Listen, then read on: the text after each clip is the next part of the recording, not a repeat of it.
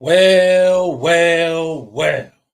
Clemson Tiger fans, college football fans, welcome back to another episode of the All In Show right here on the Voice of College Football. Thank you so much for joining me. I am, as always, your host, Tiger Paul Craven. And sorry about last week, guys. We went on a 1 week hiatus.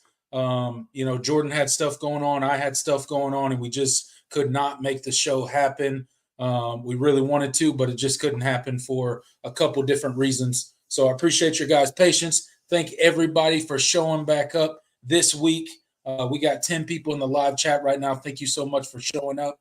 We got a great show for you guys tonight. Going to talk a little Dabo comments on the portal, some recent hires by Clemson football, the announcement of Game 1 of 2024, and then some early Vegas odds on some of Clemson's biggest games coming up in 2024. So jam-packed show for you guys tonight. Can't wait to get into it. But before we get into it, if you are not subscribed to the channel, please go ahead and hit that subscribe button for us. It would really help us out. We are ever so close to 5,000 subscribers. So if you could help us out and get us there, that would be greatly appreciated. Also, this is a live video, so go ahead and hit that like button for us. That helps us out as well. And then, as always, if you like what me and Jordan do here on Clemson football at the Voice of College Football, and more specifically what we do here on the All In Show, go ahead and hit that super chat feature for us. Help support what we do here. And then it will also guarantee that your comment or your question is read and responded to during the live show. And with all of that said, and without further ado, let me bring on my co-host, Jordan Bowman. Jordan, it's only been a week since we've had the All-In Show here. But I don't know about you. It feels like to me that it was way longer. But happy to be back. It feels awesome to be back. We got our usuals already in the chat, getting their comments in. So it feels good to be back, man. What about you? Yeah, man. Fortunately, sorry guys for canceling the show last week, but we just couldn't find the time to do it. I was at Clemson's commencement on Thursday, so I wasn't able to do a show, and there just wasn't really a good time to reschedule. But I'm glad to be back, man. It's given us some time to get some headlines, and certainly today was one for the ages as far as that is concerned. But a good bit has happened in the Clemson sphere of things. A lot of it involving Dabo. I'm ready to talk about it because there's been a lot of people firing off takes, and there's a lot of ways to go about addressing it. And I think there's a right way to go about addressing it. But of course, when it comes to Dabo, most people don't take the right way of addressing stuff. I'm just ready to get into it. I'm ready to get back. It's been too long. Yeah, absolutely, man. We got a lot to get to tonight, so we will waste no time getting into the show. But before we transition into our first topic, let's go ahead and give a shout out to the comment section. All of those that came back after our 1 week hiatus. We got Jackson Johnson in here, our buddy Jay, John Sarian. We got John in here, our resident Michigan fan. Does a lot of work at the Voice of College Football when it comes to the Michigan channel. Does a great job over there. So go show him some love. Thank you for showing up, buddy. Really appreciate it. Droid132 is in the chat as well. True Seminole, our resident Seminole fan. Thanks for showing up, buddy. Appreciate you giving us some love. Love that we have other fan bases starting to show up regularly in our comment section.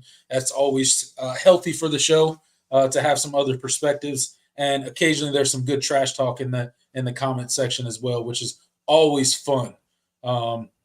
So thank you guys all for being here. We got 12 in the live chat right now. Make sure you guys hit that subscribe button. If you're watching this on the rewatch, thank you so much for being a part of the rewatch gang. You guys are amazing. I know everybody can't catch the show live. Everybody's got lives. Everybody's got stuff going on. So we do understand that, and we appreciate you watching in the rewatch. And as always, we will tag every single individual topic and those will be in the description of this video immediately following the live show.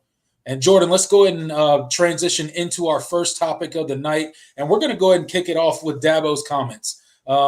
Everyone knows, whether you're a Clemson fan or not a Clemson fan, if you pay attention to college football at all, you know when Dabo gets a microphone in front of his face, he's going to say something, and he's a polarizing figure. He just tends to say stuff that just either rub people the wrong way, or, some things get taken out of context, or, he puts his foot in his mouth occasionally. He's just a guy that's going to tell you exactly what he thinks, regardless of the response that's going to be had. So obviously all of this, let's go back and paint the picture for everybody. All of this started with kind of a meme going around social media, which depicted the only 4 universities in major college football anyway to not take a transfer in the 2024 cycle. And those were obviously all of the service academies and Clemson. Clemson being the only eligible school to take transfers that didn't take transfers is essentially what that boiled down to. Obviously, Army's not taking transfers, Air Force taking transfers, Navy isn't taking transfers. They don't allow transfers. So Clemson obviously being that lone wolf, that lone ranger out there, not utilizing the transfer portal. And Dabo was obviously, then he was asked on the ACC network during an interview about being that only school along with the other service academies. And I want to read his quote just so we capture exactly what he said, so that we can respond to it properly. And he said, when asked about being among those 4 schools, he said, well, it wasn't really necessarily like an intentional thing. There were a couple of guys we looked at. They got to love you too. And honestly, every player, here we go, every player is technically a transfer. We just signed a whole class of guys transferring from high school. So we like our guys. We like our starters. We had 127 guys go through spring. 125 are still on the roster post-portal. So obviously it's no secret out there that Dabo Swinney and Clemson do not dabble in the transfer portal market. I think we've brought in 2 transfers at this point, one being a former Clemson quarterback that transferred out and then transferred back in. And then obviously Paul Tyson, grandson of Bear Bryant, coming in to be kind of a grad assistant / emergency break glass in case of emergency type of quarterback situation. So not a real transfer there in the true sense of things where you think he's going to come in and contribute and be any sort of big part of this offense. So I went ahead and read the quote, Jordan. I kind of painted the background and the picture. What are your thoughts on this? There's been a ton of reaction throughout social media. Some people are, obviously backing Dabo. Naturally, there's going to be a certain group of people that back him. There's going to be a certain group of people that are completely against everything he says, no matter what. So there's 2 sides of it, and there's some people floating around in the middle that agree and disagree with some of what both sides are saying. So what were your initial reactions when you heard about this? Obviously, as Clemson fans, this is nothing new. We hear about the transfer portal all the time. So just give us your thoughts on this entire situation and what all the responses have been across social media, across YouTube, and even the national media types. Well, I think like half of the reaction, and I've noticed this to be the case whenever Dabo goes viral for something he says and gets a lot of reaction in the college football world, is because I feel like half of the outrage is kind of just how he relays the message. Dabo is a guy that he's always going to put his spin on it. He's going to put he's going to dress his message up in a Dabo type of way. So like all high school players are technically transfers. Like I get what he's doing, and the message. I think the message behind what he's saying, I think, is fine, and that's and I totally agree with. But I think a lot of the reaction that people get is of how he dresses things up and how he those Daboisms. Yeah. that he likes to use. And I think people just, that seems to rub them the wrong way. It's like, you know, I don't I don't think Dabo takes those comments very seriously. I think that's why he says those things the way he does, and he doesn't. I'm sure he probably doesn't understand why people take those things as serious as they do. But at the end of the day, I think half of the reaction is just kind of how he puts things. But I think the sentiment behind what he's saying, is valid. Clemson did try to, did try to use the transfer portal this cycle. They found a few guys that kind of fit the criteria of what they were looking for, and they didn't come. That's kind of the reality of it. And so I think all of that was fine. Now there is an underlying issue that I think, you and I have talked about, and is that we think that it's not that Clemson isn't trying in the portal, or like they're not putting their best foot forward when it comes to transfer portal prospects. I think the approach is just flawed. I think that's kind of the biggest thing with Clemson as far as attracting, they attract guys, but they're not landing them. Because they kind of treat it just like they do high school recruiting, and it's like, well, we have a select amount of guys that there's a select few guys that we think are good enough to play here and fit our culture and fit what we want to be, and also they also have the necessary requirements from a eligibility standpoint. Education standpoint, experience standpoint. It's very much they treat it very much like high school recruiting. It's like, we want you to come to campus first. We don't want to extend any offers before you come in, and we see if this is a match. That's how they operated with a few of the offensive line targets that they had over the cycle. So I think that's something that needs to be talked about, and something probably has to change there, because if Clemson does feel like they need to get somebody in the portal and they don't have the means to get that player, that's a problem. And that's something that does need to be addressed. And maybe it's a change in how you pitch these things and all that. But the stuff that Dabo said in that interview was, the main message behind it was, we like our guys. And I think the Daboisms that he put and wove into that message are what set people off more than the actual message itself. Because I think there are a lot of coaches that feel the way that Dabo does about the portal and all that. But it's kind of the reality of college football right now, and they've just gone about it differently. And some coaches have to use the transfer portal, and they like. There's no way they're fielding a competitive team without the transfer portal. And then you have, the Kirby Smarts, the Steve Sarkisians, the Ryan Days, that, they supplement their roster with the portal, but, they're still really good high school recruiting coaches. And then you have Dabo, who I think is a guy that wants to invest in the guys that he brings in from high school, and really only use the transfer portal if they really, really feel like they have to. And we'll see kind of how that kind of continues to evolve, and what steps Clemson needs to do to address needs whenever they do arise. But I just think that the outrage was overblown. I think it was really silly, but Dabo is going to speak his mind, and some things are just, he's going to say stuff and that is going to rub people the wrong way, and he's not really going to filter himself, and that's just kind of the reality of what it is. But some people are hypocrites, and they actually agree with what Dabo says, but because it's Dabo saying it, it's a problem. So that's kind of where I'm at. That's my long-winded answer to that question.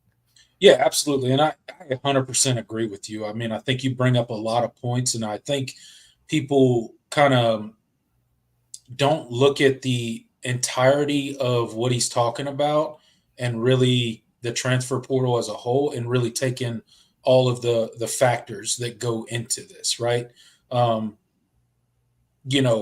Let's strip it down to its most basic form. You kind of hit on it. Dabo Swinney tends to have an innate ability to just be polarizing. When he says something, it tends to go viral because of some of the analogies that he uses, or because of the way that he words something, or the way that he puts something.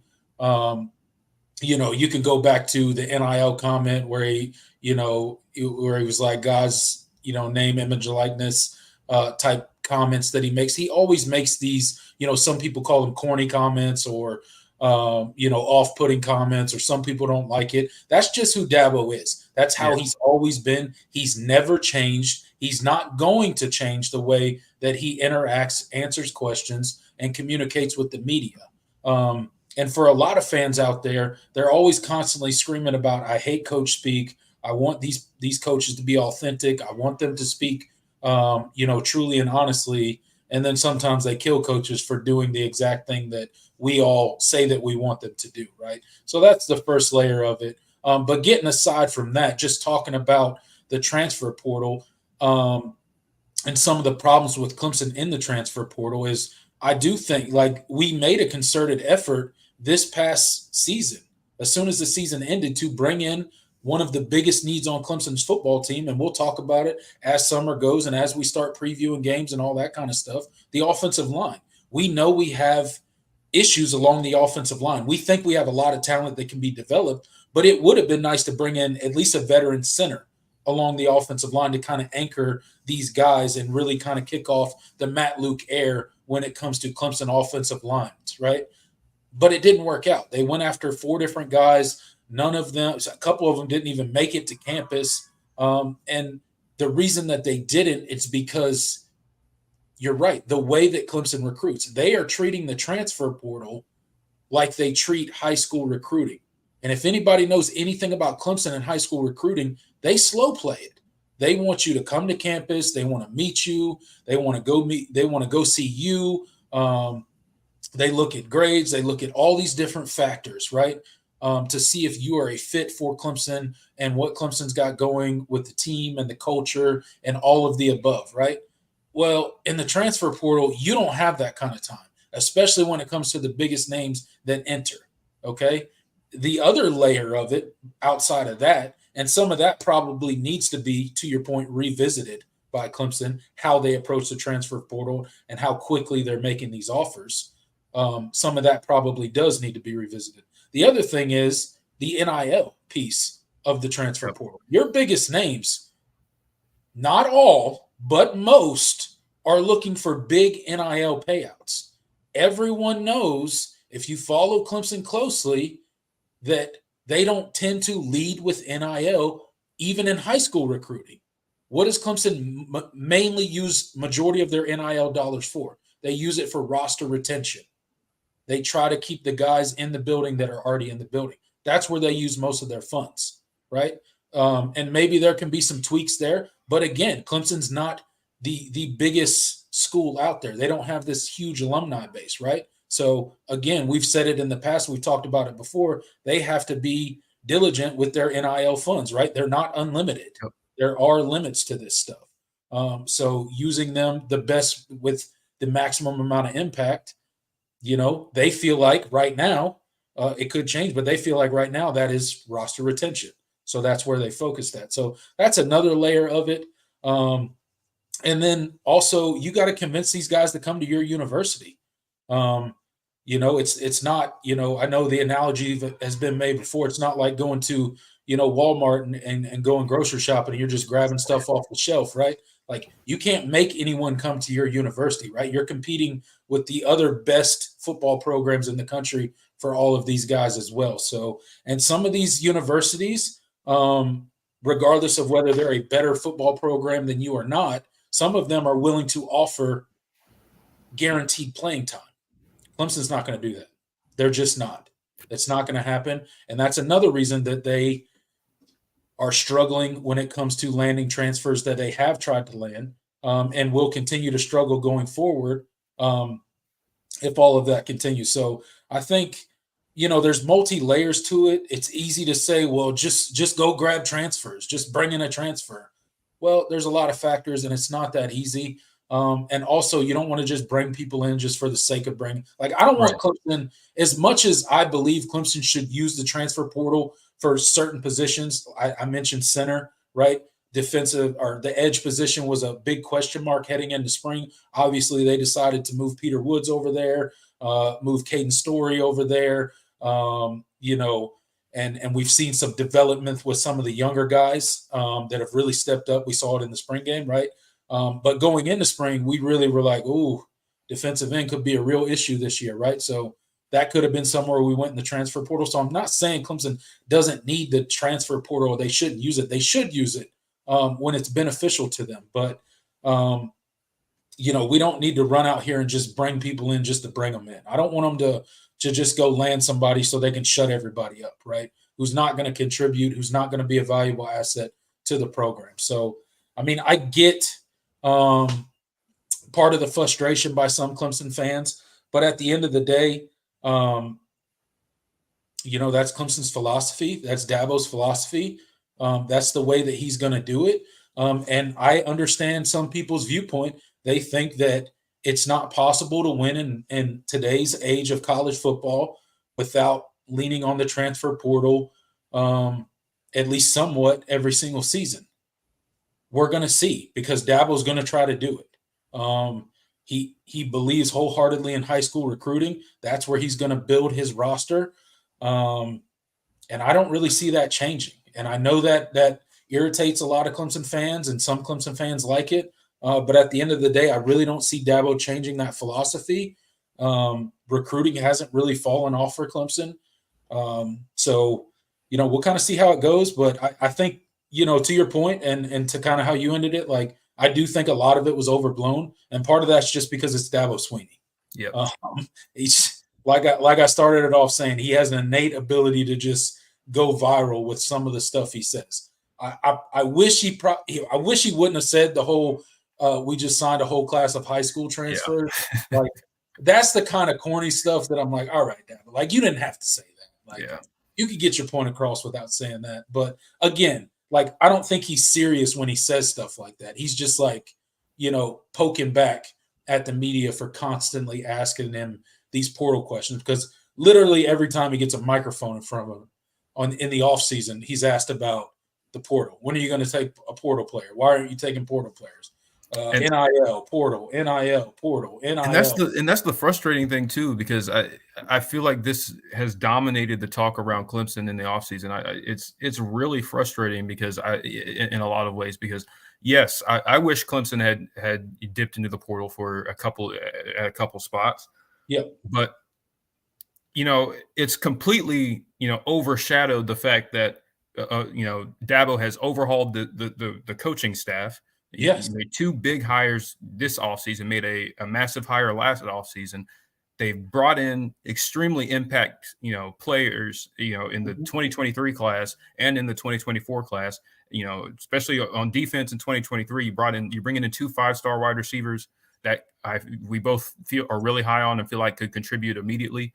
Yeah. You bring back a lot of continuity offensively, despite the struggles.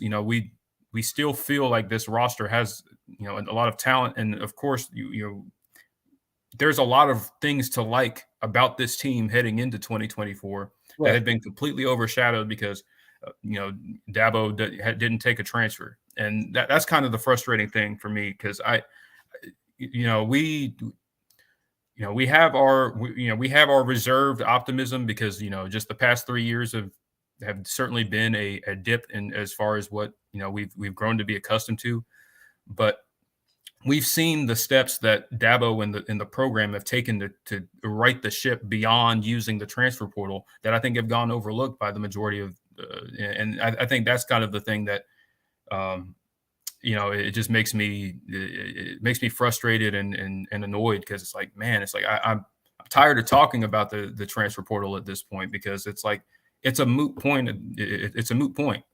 Like, there's not. I mean, sure. I guess theoretically, Clemson could take a transfer tomorrow. Sure. But I mean, I'm not betting on that. They're not because going to.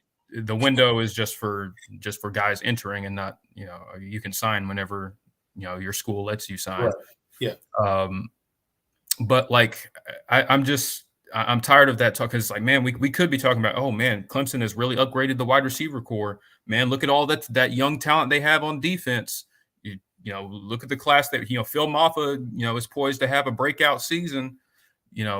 What does Cade like? I would rather be talking about Cade Klubnik and his development and the questions about that than talking about, oh, Clemson didn't bring in a transfer, or you bring back some key veterans on the defense as well, Barrett Carter, RJ Mickens, and you have a really, really good mix of youth and experience along the defensive line and the front seven. It's just like, why really good young defensive backs?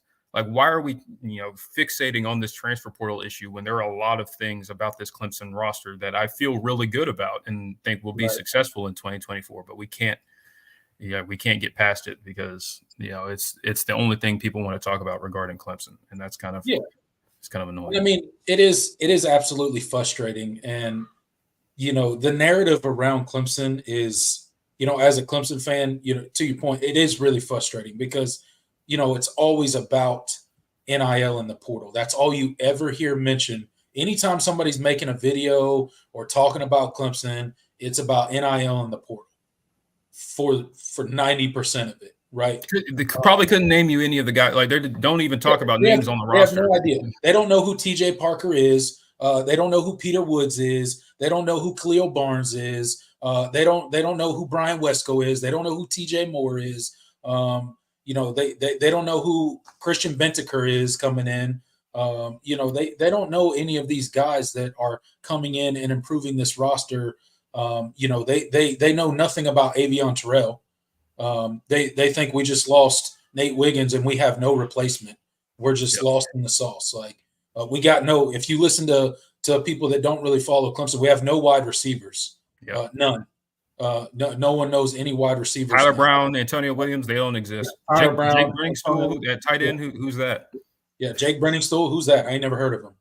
Who's that guy? Phil Maffa, everybody knows him. But it's frustrating because the narrative around Clemson is Dabo has just dug his heels in the sand. He's buried his head in the sand. He's going, la, la, la, la, la. I'm not paying attention to college football anymore. It's my way or the highway. Well, if you're looking honestly and truly at the moves that Dabo Swinney has made over the past 2 seasons, it's quite the opposite. He has recognized his mistakes. Why do you think Brandon Streeter got fired after 1 season as the offensive coordinator? Was that Dabo Swinney digging his heels in the sand, burying his head in the sand and saying, la, la, la, la, I don't care what you guys say? No, that was him recognizing, okay, you know what? You're right. I did make a bad hire. He doesn't have to come out in the national media and say he made a bad hire. He said it without saying it by firing one of his longtime players and longtime staff members after 1 season of giving him an opportunity. And then he brought in Garrett Riley. Same thing at the offensive line coaching position, right? Brought in Matt Luke, right? Brought in Chris Rumpf. We've talked about the defensive end position and how, we've started to see regression on the amount of impact our defensive ends is starting to have. What does he do? He goes and adds Chris Rumpf, a guy with a really deep coaching career, right? So to say that he's not evolving and not changing, that's not true.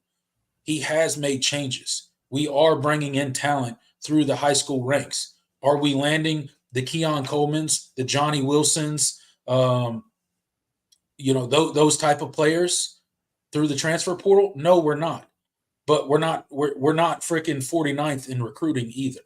Okay, so I get some of the criticisms of Dabo Swinney. Some of them are very justified. But to sit here and pretend like he's not changing anything and he's keeping it status quo and acting like it's going to get better, that's not what he's doing. He has made a lot of changes, mainly on his coaching staff, mainly on the offensive side of the ball, but also some on the defense, right? So, I think you got to give a guy like Garrett Riley time, okay? You got to give Matt Luke time to turn that around, right? Changes are being made at Clemson. And I think they're hungry, and I think they're they're going to be out to, prove a point, and they're going to be out to show that, they can still compete at a high level in major college football. And I'm not saying they're going to make a run for the national championship or anything like that. My point is just changes have been made, and I'm tired of constantly having to talk about NIL and the portal and not talking enough about guys that we need to see development from and new coaches that we have hired. And hey, do we think these coaches can school these guys up and make enough of an impact for us to have, a step up in 2024 and really improve? Like, those are the conversations that should be out there in the media about Clemson. We should be talking about, hey, what do you think Matt Lute's first season is going to look like? What do you think his first offensive line group at Clemson is going to look like? But instead, we're talking about the transfer portal. Instead of talking about, hey, look at Chris Rumpf over here, new defensive end coach for Clemson. Oh, man, they moved dynamic freshman Peter Woods out to end. Oh, how do you think that's going to work out? What do you think he looks like at defensive end?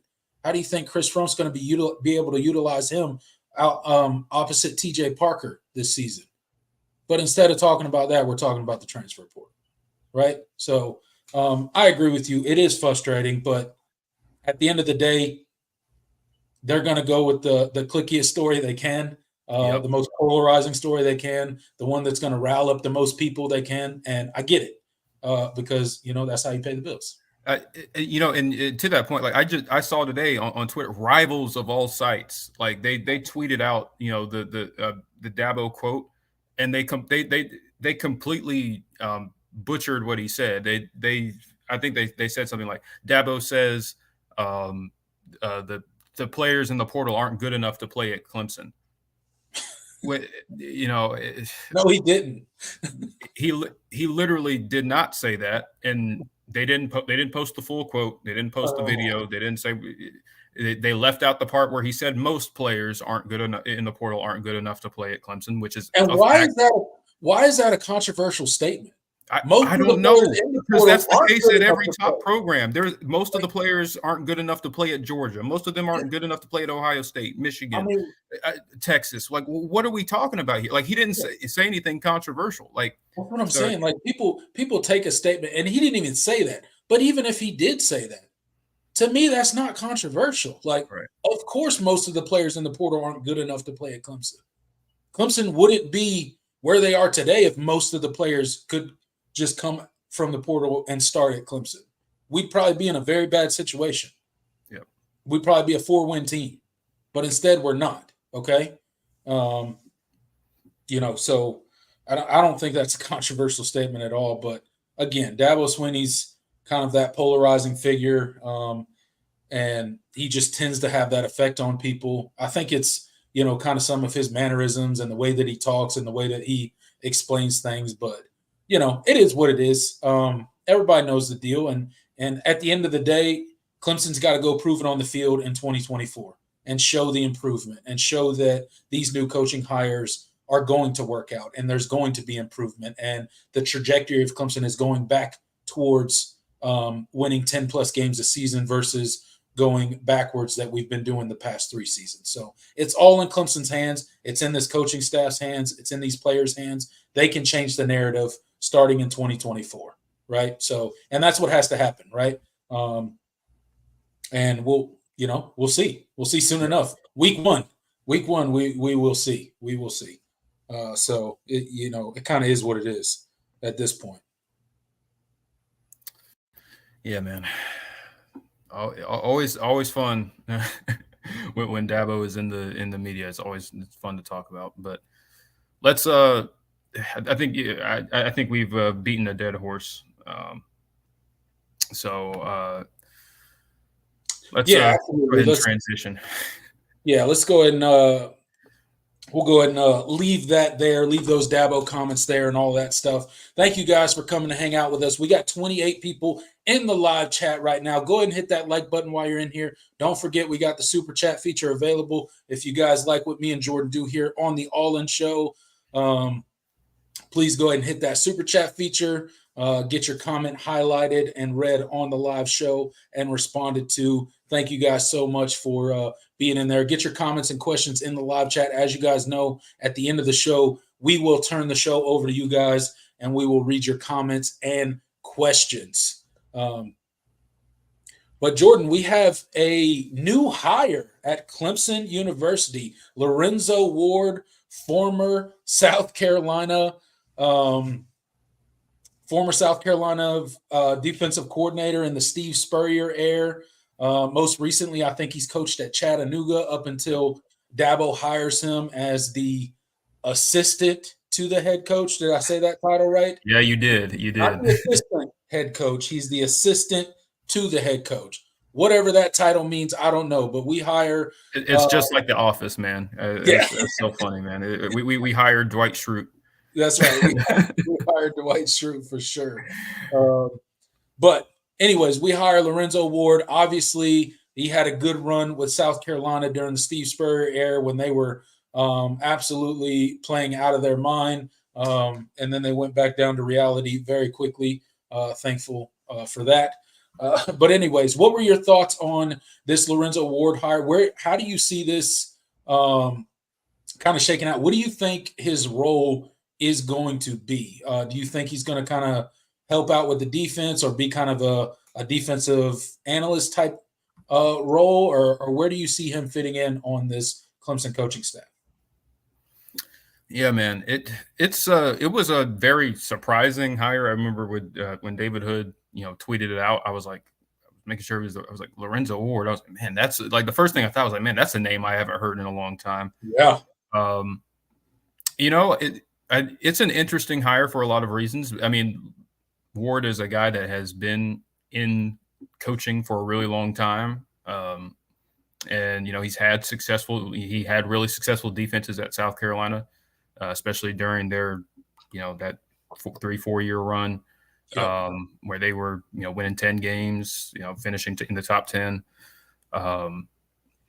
He's a guy that has definitely been around the block. He was a good recruiter, up until the very end. But I think that some of that had a lot more to do with Spurrier kind of running out of gas, and I think that crippled the program a little bit. And then he spent a lot of time he spent the last few seasons as the defensive coordinator at Chattanooga. So he's a guy that has a lot of experience in the coaching, just in the coaching sphere, and he has a ton of ties to the Palmetto State. I think can never hurt when you're talking recruiting. Right. He'll be in a mainly off-field role. So, I thought it was funny seeing the reaction of Gamecock fans because, they obviously had a lot of hard feelings about him towards the end of that run. But it's like they were talking about like, oh, there goes your defense. Like, well, he's not going to be coaching defense. So, he's not even going to be an on-field coach. Last time I checked, Wes Goodwin is still the defensive coordinator. Right. I don't know though. Maybe something's changed. We did miss a week of doing it. Maybe they snuck that one past us.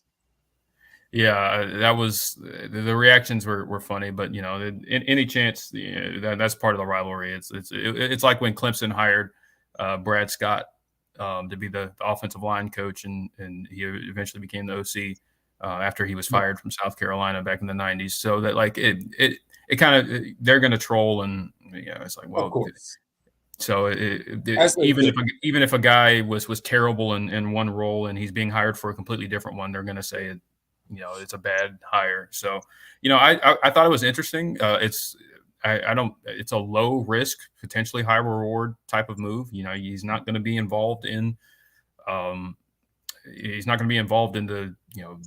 the coaching aspect of it very much. I'm still waiting to see kind of what his actual duties will be, because that'll be interesting. But I have no doubt he'll have a hand in recruiting and all of that. He's a guy, like I said, he's a guy that has a lot of ties to the state.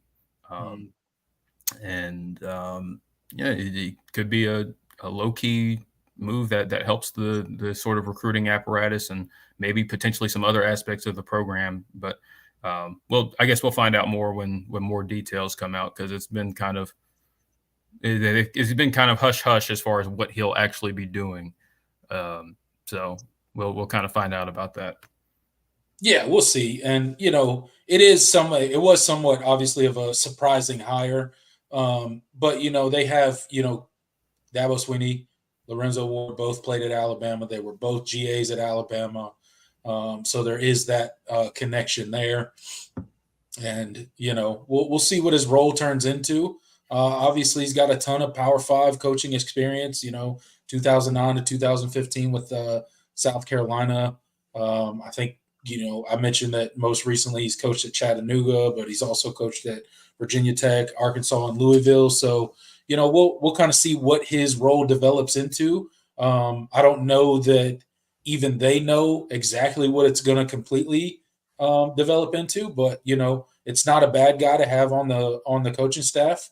It's a fresh set of eyes, and I think that's always good when you bring outside blood into the program and kind of get a fresh set of eyes on kind of the structure of your program and how you run things and how you do things, and just get somebody else's perspective. I think it's never truly a bad thing when that happens. So and we forgot to mention that he was he was Dabo Swinney's teammate for a couple of seasons. There you go. In college.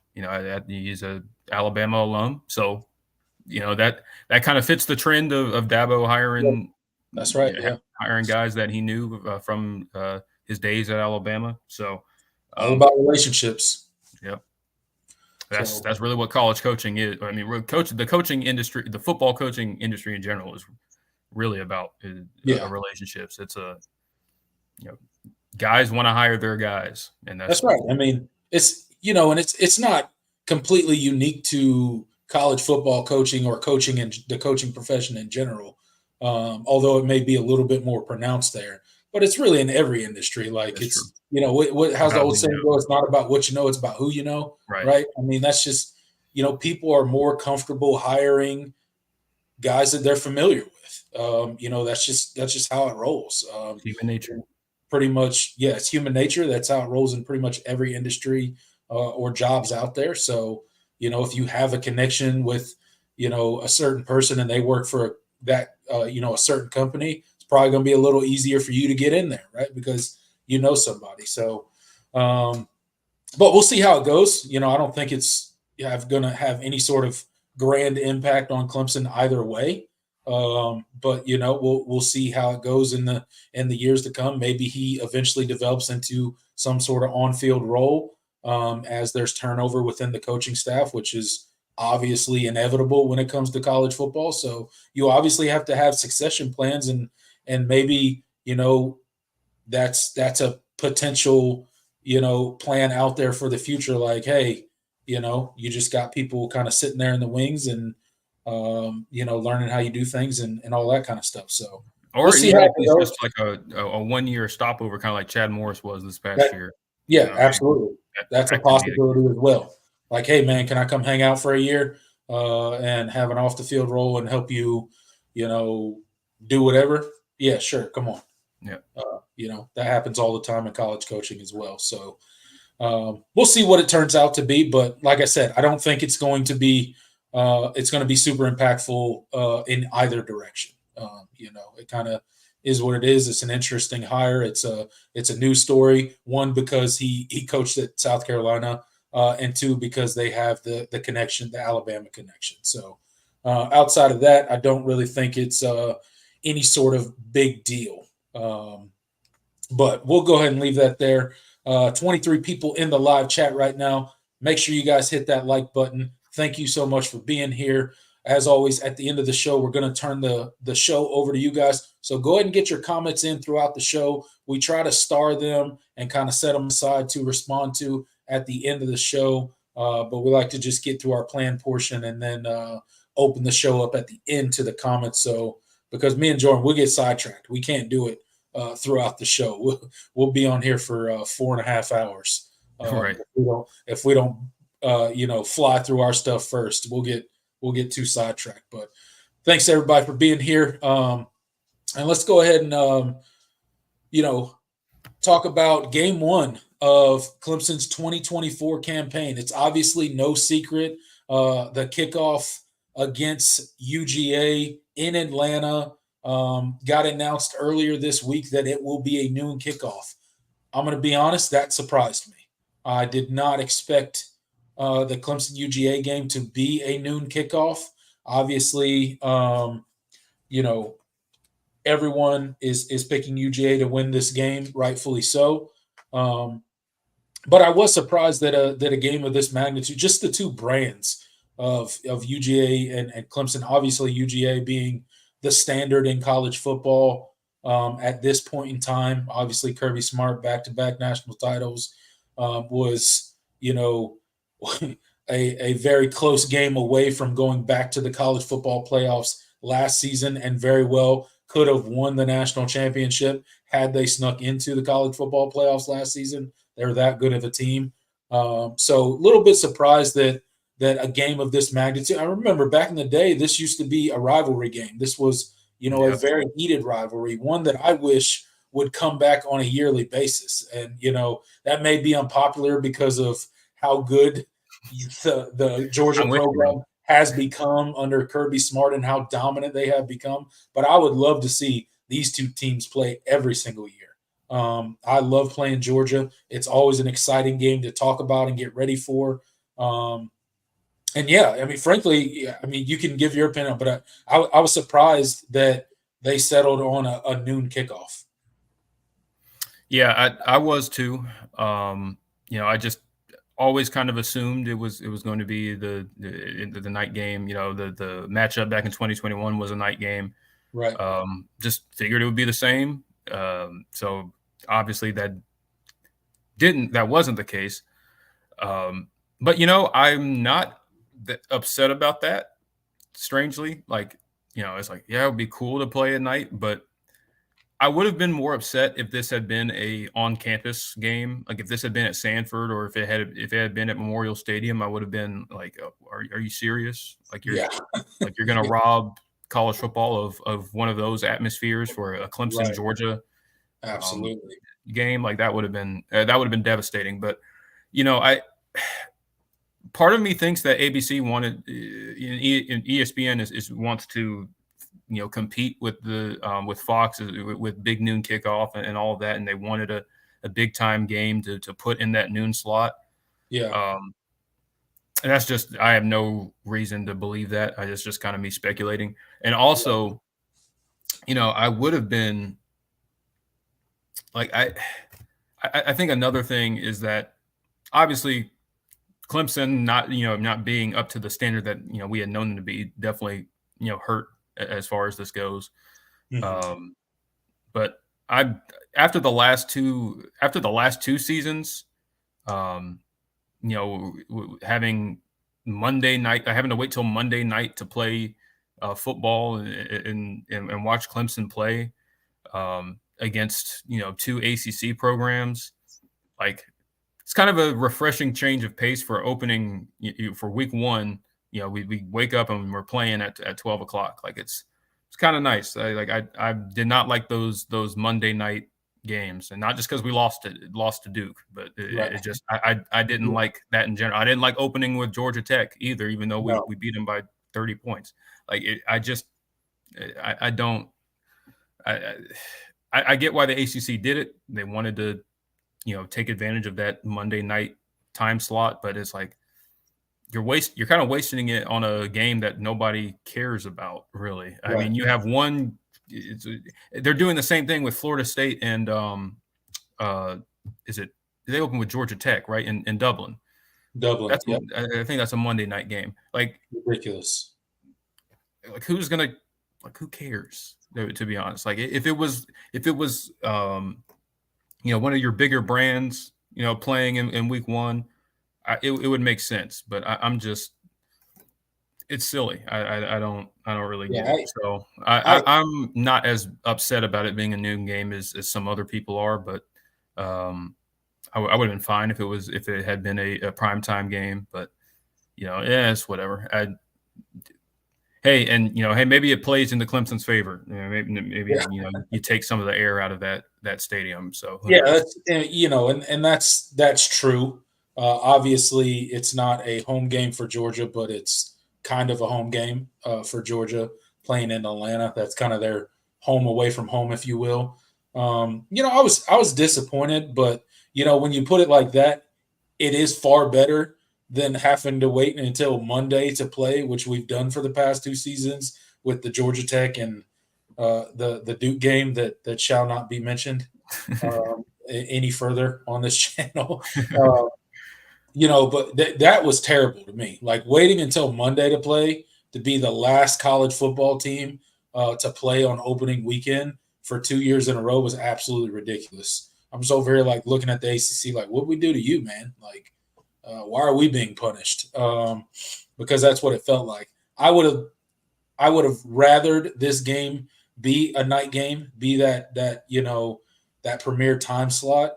But a noon kickoff isn't horrible to me because, well, we don't have to wait, right? Right. Like we get to wake up, like you mentioned, and immediately watch Clemson, Georgia, Yeah. which could go really bad. Yeah, Uh, I think especially if it goes so, really bad, like, then it's like, okay, yeah, well, we got it over with, and, yeah, there'll be more games, and it won't be the last thing on people's minds if right, we right, yeah, yeah. And maybe we don't get our butts kicked on with everyone watching. Maybe Right. some people still be cooking their game day food or something. But it could play into our favor. You talk about taking some of the juice out of Mercedes-Benz Stadium, right? It is harder for people, fan base. We've all been to noon games and we've all been to night games. The Yep. atmospheres are non-comparable. Yeah, I don't the noon care games at how big. Clemson, I don't it care how big the noon game yeah, is. It's never as juiced up as a night game.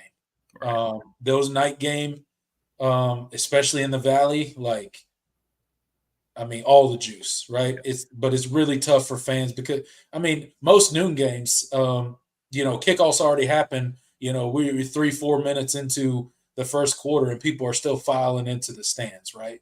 Night game, that's not happening. Yeah. People have been in the stands 30 minutes, an hour before kickoff, right? So, there is some validity to that, I think. But it's just these two brands, Clemson, UGA, like that feels like a prime time, night game, just from a brand standpoint. But I get it. It is what it is, and I'm happy that we don't have to wait. We get to watch the game, hop on, do our post game show. Hopefully, we're really happy. Probably won't be, but hopefully we have some hope and some good things to talk about from the game. Hopefully, it's not all bad. I don't want to see a repeat of the Charlotte disaster that kicked off the 2021 campaign and was kind of the beginning of the end of Clemson's offense as we know it. We still haven't recovered. Well, honestly, honestly, if Clemson were to lose this game 10-3 again, I mean, Yeah, I might be okay with that actually. that might not be I that might be okay. bad. At least we could talk about how good our defense played. Yeah. At least we can talk about that. Still Which have I questions fully about the expect. offense though, because this Georgia defense this year is not that 22. They're going to be good, but it's not. Yeah, They're they're not going to be good. at They do have some 2021. question marks, at the defensive back position, in the back of their defense. There is some question marks there. Not saying they don't have good guys. I'm sure they got highly touted guy, but they don't have a lot of proven guys coming back there. So obviously, maybe there's some room for some plays there. But again, we'll see. I don't think they're this impenetrable UGA defense that we've come to know the past few seasons. I think they do have a little bit more holes than they've had recently. But again, they're still going to be an elite defense. Oh yeah. So, you're not just going to go in and With roll Kirby over. Smart and Will Muschamp, and They'll figure it out. yeah. They'll figure out a way to put those guys in a position to win a lot of ball games. That's for certain. But again, going back to Clemson, we got quite a solid defense of our own. So A 10-3 wouldn't be the end of the world, obviously, but we'll see. Week 1 is going to be either really fun or really heartbreaking for us, Jordan. I hope this doesn't happen, but we may kick off the 2024 season with our first post game live in a loss, which we probably will. For the second straight year. For the second straight year. Look, this is starting to become a trend, man. I'm not okay with this. I'm not getting behind that, All right, so noon kickoff for Clemson-UGA. Can't wait for it. End of August is when that kicks off. Going to be a great game. Go ahead and hit that like button while you're in here. We got 28 people in the live chat. Thanks so much for hanging out with us. We got a couple more topics to get to, and then we are going to be turning the show over to all of you fine individuals and getting into your comments and questions. So be commenting as we're going through the topics. Don't worry. We'll try to go back as far as we can in the comment section and answer questions on each topic that we've covered tonight. And then if you guys got anything that we haven't covered that you want to hear our opinion about or get our thoughts on, go ahead and get that into the comment section as well. And as always, the easiest way to make sure that your question gets read and answered is to hit that super chat feature and support what me and Jordan do here on the All In Show. And with all of that said, let's get into our final segment of the night, Jordan. And Vegas, in true Vegas fashion, has already started putting out early odds, early point spreads for these Clemson games. Not only the Clemson games, but a lot of games in college football. But some of the bigger Clemson matchups in the 2024 season, the odds have come out on. We just got finished talking about UGA being a noon kickoff in Atlanta. UGA opens up. I pulled all of these off of DraftKings just because they had the most available when it came to spreads for Clemson so far. They always seem to drop earlier than most other. So they dropped them a little bit earlier, so we went ahead and went with DraftKings. And UGA obviously opens up on DraftKings as a 13.5-point favorite over Clemson in Atlanta, noon kickoff. What do you think about that line, Jordan? Is that about where you would see that line? Do you think it's going to increase before kickoff? You think it's going to go a little bit lower before kickoff? How do you see that line developing as we get closer to the season? And what are your thoughts on that initial 13.5? Yeah. I think it's right about where I more or less where I expected that line to be, just given with the state of, how Clemson was, this past season versus Georgia. Clearly, there's a significant gap there as far as the team performance. Now, I do think things could be really interesting as we get closer to the season, and kind of what is coming out of spring, and maybe there are some developments there that can certainly influence that line. I said spring, but I meant fall. Either could be developments that impact that line, but I think that's right about where I would set it. I think that Georgia would, I think if Georgia were to beat Clemson by 2 touchdowns, it depends on how it would look, but that wouldn't be the worst thing in the world. I know that people hate it. It depends on how it looks, for sure. But I think that's about right. That's not what, and keep in mind, this is not my prediction. I may feel differently heading into the game, and I'm like, Clemson's going to outright win, or maybe it's going to be closer than I think, or maybe I think Georgia's going to roll by 3+ scores.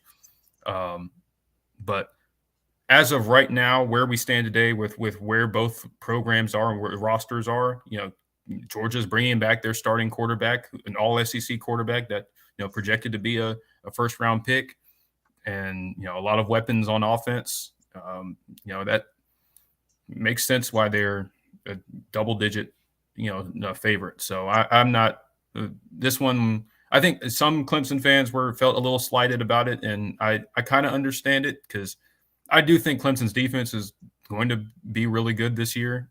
Yeah. But and that could influence how that game plays out. But at the end of the day, Georgia is Georgia right now, and you're not going to get that respect from the Vegas lines with how you've performed the past 3 seasons. You're just not against a national championship caliber team. So 13.5 is what it is. I think it's probably about right. And depending on how it looks, I wouldn't be that upset with it. Depending on how the offense looks in that game, and are we moving the ball? Are we putting ourselves in scoring position? Do we hit an explosive play or two? That would be nice. And maybe you have something to build on going into your next week. Really, your next week is not. It's definitely easier, but it's definitely one that you could catch yourself slipping if you let that Georgia game kind of linger. So don't go in sleeping on App State. Right. Look, they are the Power 5 killer. They love to slay programs from the Power 5. I'd like to keep Clemson hasn't lost to App State, so I'd like to keep that rolling. Yeah, absolutely. Last time we played them was 2015, I think. Right. Yeah. So it's been a while.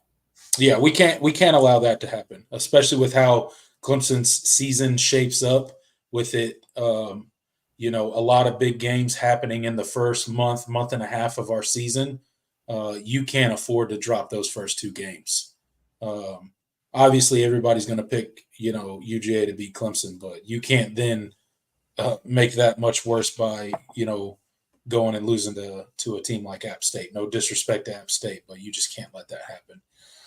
But, kind of like what you said, 13.5 seems about right, I think, where we sit right now. You obviously think about UGA and what they are as the standard of college football currently. That can't be denied. And Clemson, frankly, has given no one any reason over the past 3 seasons to think that they can even come close to beating UGA. Our offensive has consistently underperformed for 3 seasons now. That's just a fact of the matter. And there has to be a lot of improvement for us to be able to even challenge UGA, for our offense to be able to challenge UGA's defense at all. And I think that's one of the big things, and we'll get into it. This isn't a prediction. This isn't, how we think the game's going to go. But, if I'm a Clemson fan, from looking at it right now, I just want to see Clemson's offense go out there and be able to actually compete and look like they belong on that field with that UGA defense, right? Regardless win or lose, that would be the kind of momentum that you need heading out of that week 1 game. Because, let's be honest, that's a tough draw, man. No one's trying to play Georgia in week 1. That's just not where you want to be. And Clemson, trying to take steps forward with an offense that has struggled for 3 seasons now. Again, that's a tough draw. But you would like to see them be able to look like they belong and compete on that field, move the ball, score some points, right? Excited about Clemson's chances from a defensive standpoint of limiting Georgia. I think, I do believe our defense will give that offense problems. But, to your point, Georgia, they're going to do what they do, right? So 13.5 makes perfect sense to me. I think there's a lot of time between now and then that could obviously change. When it comes time to us to do predictions or breakdown for the game, we may feel completely different, right? You still got the entire summer. You got fall camp. We got to see how Clemson develops from an offensive line standpoint, from a quarterback standpoint. How's TJ Moore look? He's finally on campus at Clemson. How's he going to look in fall camp, right? So there's a lot of factors that still have to come together for Clemson in particular. I'm sure for UGA as well, but for Clemson in particular, for you to really have a feel on Clemson's chances at all in this game, specifically from an offensive standpoint. So 13.5 feels right. Another line that Vegas had, or DraftKings, had for our one of our other bigger games, NC State. Clemson is an 8.5-point favorite against NC State. Obviously, NC State has made some noise in the transfer portal. And Grayson McCall, they get Coastal Carolina's former quarterback, Grayson McCall. He's over there at NC State now. NC State, for the past few seasons, have just been bringing in transfer quarterback after transfer quarterback and just trying to make it work. It hasn't worked for them quite how they wanted it to in the past, but I do believe Grayson McCall is a good quarterback. I think NC State had a good season last year. Obviously, they beat Clemson. That was an unfortunate game for us. Not a fun game at all. No. But I think they've made some improvements, particularly at the quarterback position. But what was your thoughts on the 8.5 against NC State? Honestly, I was kind of surprised it was more than a touchdown. To be honest with you, just because the perception of NC State heading into the season is that they've made a lot of roster upgrades. Bringing in Grayson McCall is a big deal. He's I don't think he's some elite playmaker, but he's a smart football player, and he's gonna have better weapons to work with than say Devin Leary did. And they've done a lot to kind of revamp that wide receiver core. They have consistently been really good defensively, so I kind of expect more of the same, even though they lost some pieces from last season. So I thought it would be shorter. I thought it would be closer to a touchdown than more than a touchdown.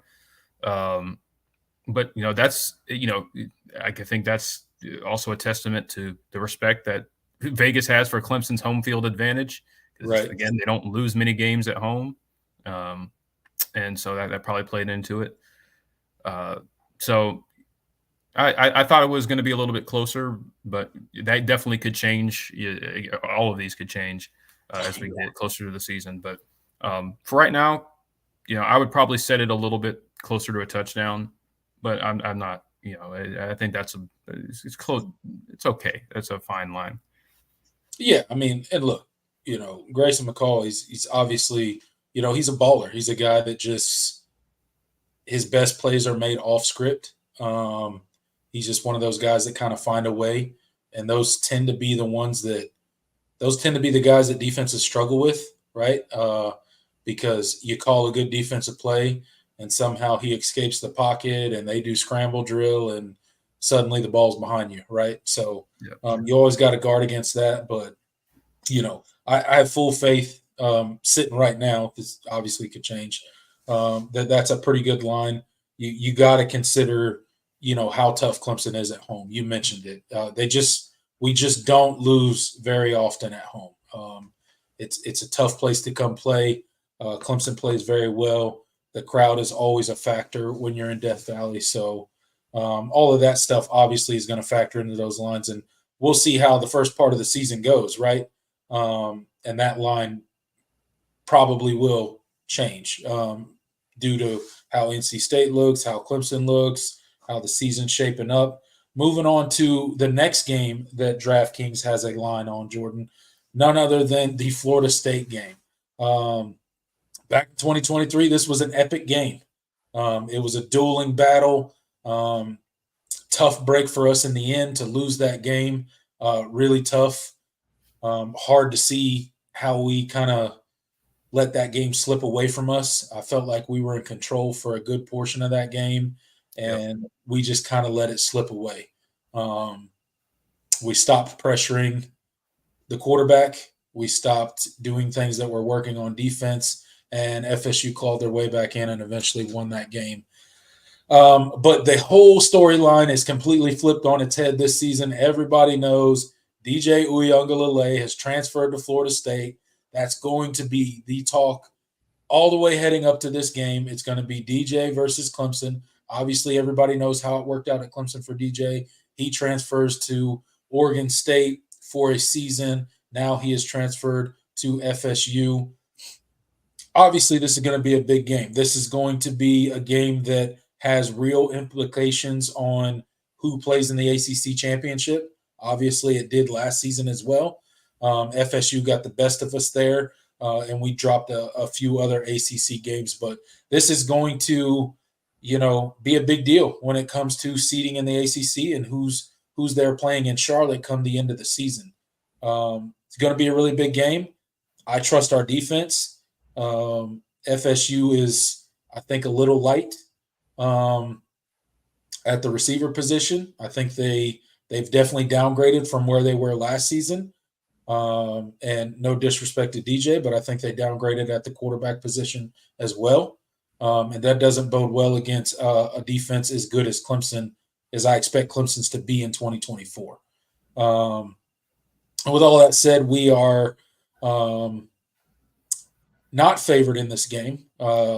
It's Clemson +4. Now, game does take place in Tallahassee. I'm sure that factors into it. What's your thoughts on the +4 spread for the FSU game this year in Tallahassee? Yeah, I think as it sits right now, I think a lot of it is, it's a lot of respect for Florida State, as they're defending ACC champions. As we should, yep. Went 13-0, and through at least through the ACC championship game. But yeah, I do think that roster has some questions. I think Mike Norvell has done a good job there, and obviously they're from when he got there, they're in a massively different spot from a talent, depth perspective, just all of that. And I think the high school recruiting probably still needs to has left a little bit to be desired, but they're starting to get that right.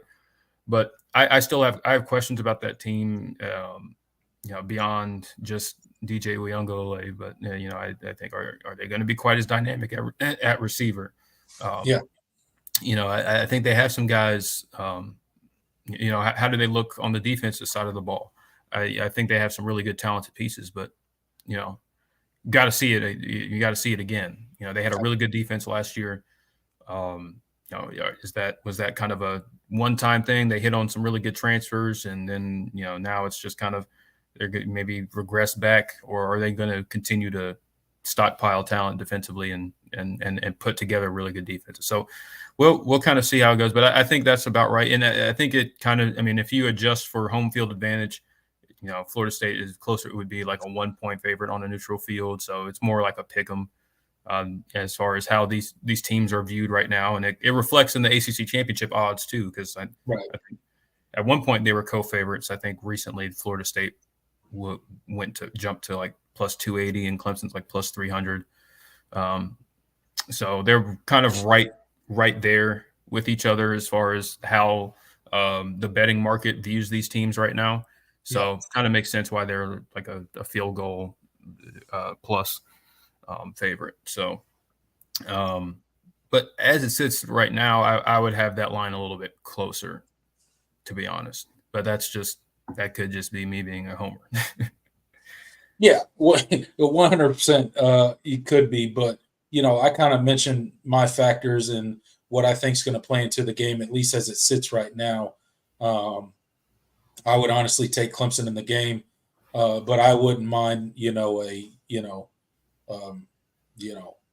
plus +1 or +2.5. I think that's more probably where it should be right now. But again, FSU, you mentioned it, defending ACC champions. Obviously, you got to give them the respect that they deserve, although they did lose a lot off of that team. They did pick up, some good pieces in the portal. So we'll see how those pieces match up and they fit in. But yeah, I think it's an interesting line. It's obviously going to be a huge storyline going into that week. We're probably going to be sick of talking about the whole DJ Uyunglele thing. No disrespect to him, just like getting tired of the whole thing. But it's going to be a fun game, and it's going to be in Tallahassee, and we know that's a crazy environment down there. So Clemson's going to have their work cut out for them. But I think they're going to be up for the challenge. Next game on the list is Louisville. Clemson is a 9-point favorite against Louisville. This is obviously a team last year that, kind of surprised a lot of people in the ACC. They kind of had somewhat of a surprising season. They have a really good run last year. Are they going to be able to keep that going this year, or was that kind of a 1 year thing that they just kind of strike gold for one season and they're going to kind of come back down to earth, back to what Louisville kind of is known to be outside of kind of the Lamar Jackson years that they had, and then obviously last season. So -9 against Louisville. What are your thoughts? Yeah, I think that's about right. Louisville is obviously, they lost a experienced starter in Jack Plummer. Obviously, had a lot of experience in Jeff Brom's offense. I I'm interested to see how they look in year two, because Yeah, they kind of faded down the stretch of last season. When kind of their depth was tested, and then in the bowl game, like, they played a USC team that had basically none of their starters playing, and they got like they their got defense. fired. They got, it was not. Yeah. Miller Moss had a career day against them, so Miller Moss looked like Caleb Williams out there, bro. yeah, I know. It was surprising, because they had been a good defensive unit for most of that year. Hey, they made Miller Moss look so good that USC decided to not go get a transfer quarterback. Yeah, man, it's crazy, but I thought it was obviously a successful season for Jeff Brom in year one. I mean, no doubt. Louisville hadn't even played in the ACC title game until last season. Obviously, they took advantage of a lighter schedule, especially within the ACC. I know they beat Notre Dame out of conference, but Right. like, they did not play anybody. They got to avoid Clemson, Florida State, and North Carolina, I think. And North Carolina. So, Yeah. like, three of the teams that had the highest odds to win the conference, they avoided, and so they took advantage of that, and as they should, and that was Right. that was cool. But that was year one. Scott Satterfield, had never gotten them to that point, and Correct. obviously they had a lot of success. They were really good defensively, and that's just, it was a good year for them.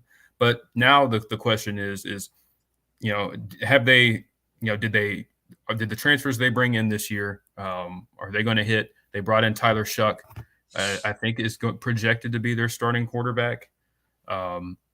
And they also have that former 4-star, that I'm blanking on his name right now. His dad is a quarterback coach, a well-known quarterback coach in the West Coast. And I cannot think of his name right now. So I'm wondering how that battle is going right now. They brought in some transfer pieces on defense, but I'm not sure how deep that roster is right now. They didn't really do a ton as far as high school recruiting this past cycle, but they did bring in a really good transfer portal class. So it's just kind of one of those, okay, we'll see. But Jeff Brom has a proven track record. For going back to his time at Purdue, he's going to put competitive. At least his offense is going to have some. He's going to have some good. You're going to get some good play out of his offenses. So we'll kind of see how that goes. But the line, as far as I'm concerned right now, I think it's probably about right. Maybe honestly, you might be able to argue a little bit more. But I'm not high on this Louisville team as it stands right now. I do think they could be in for a little bit of a regression.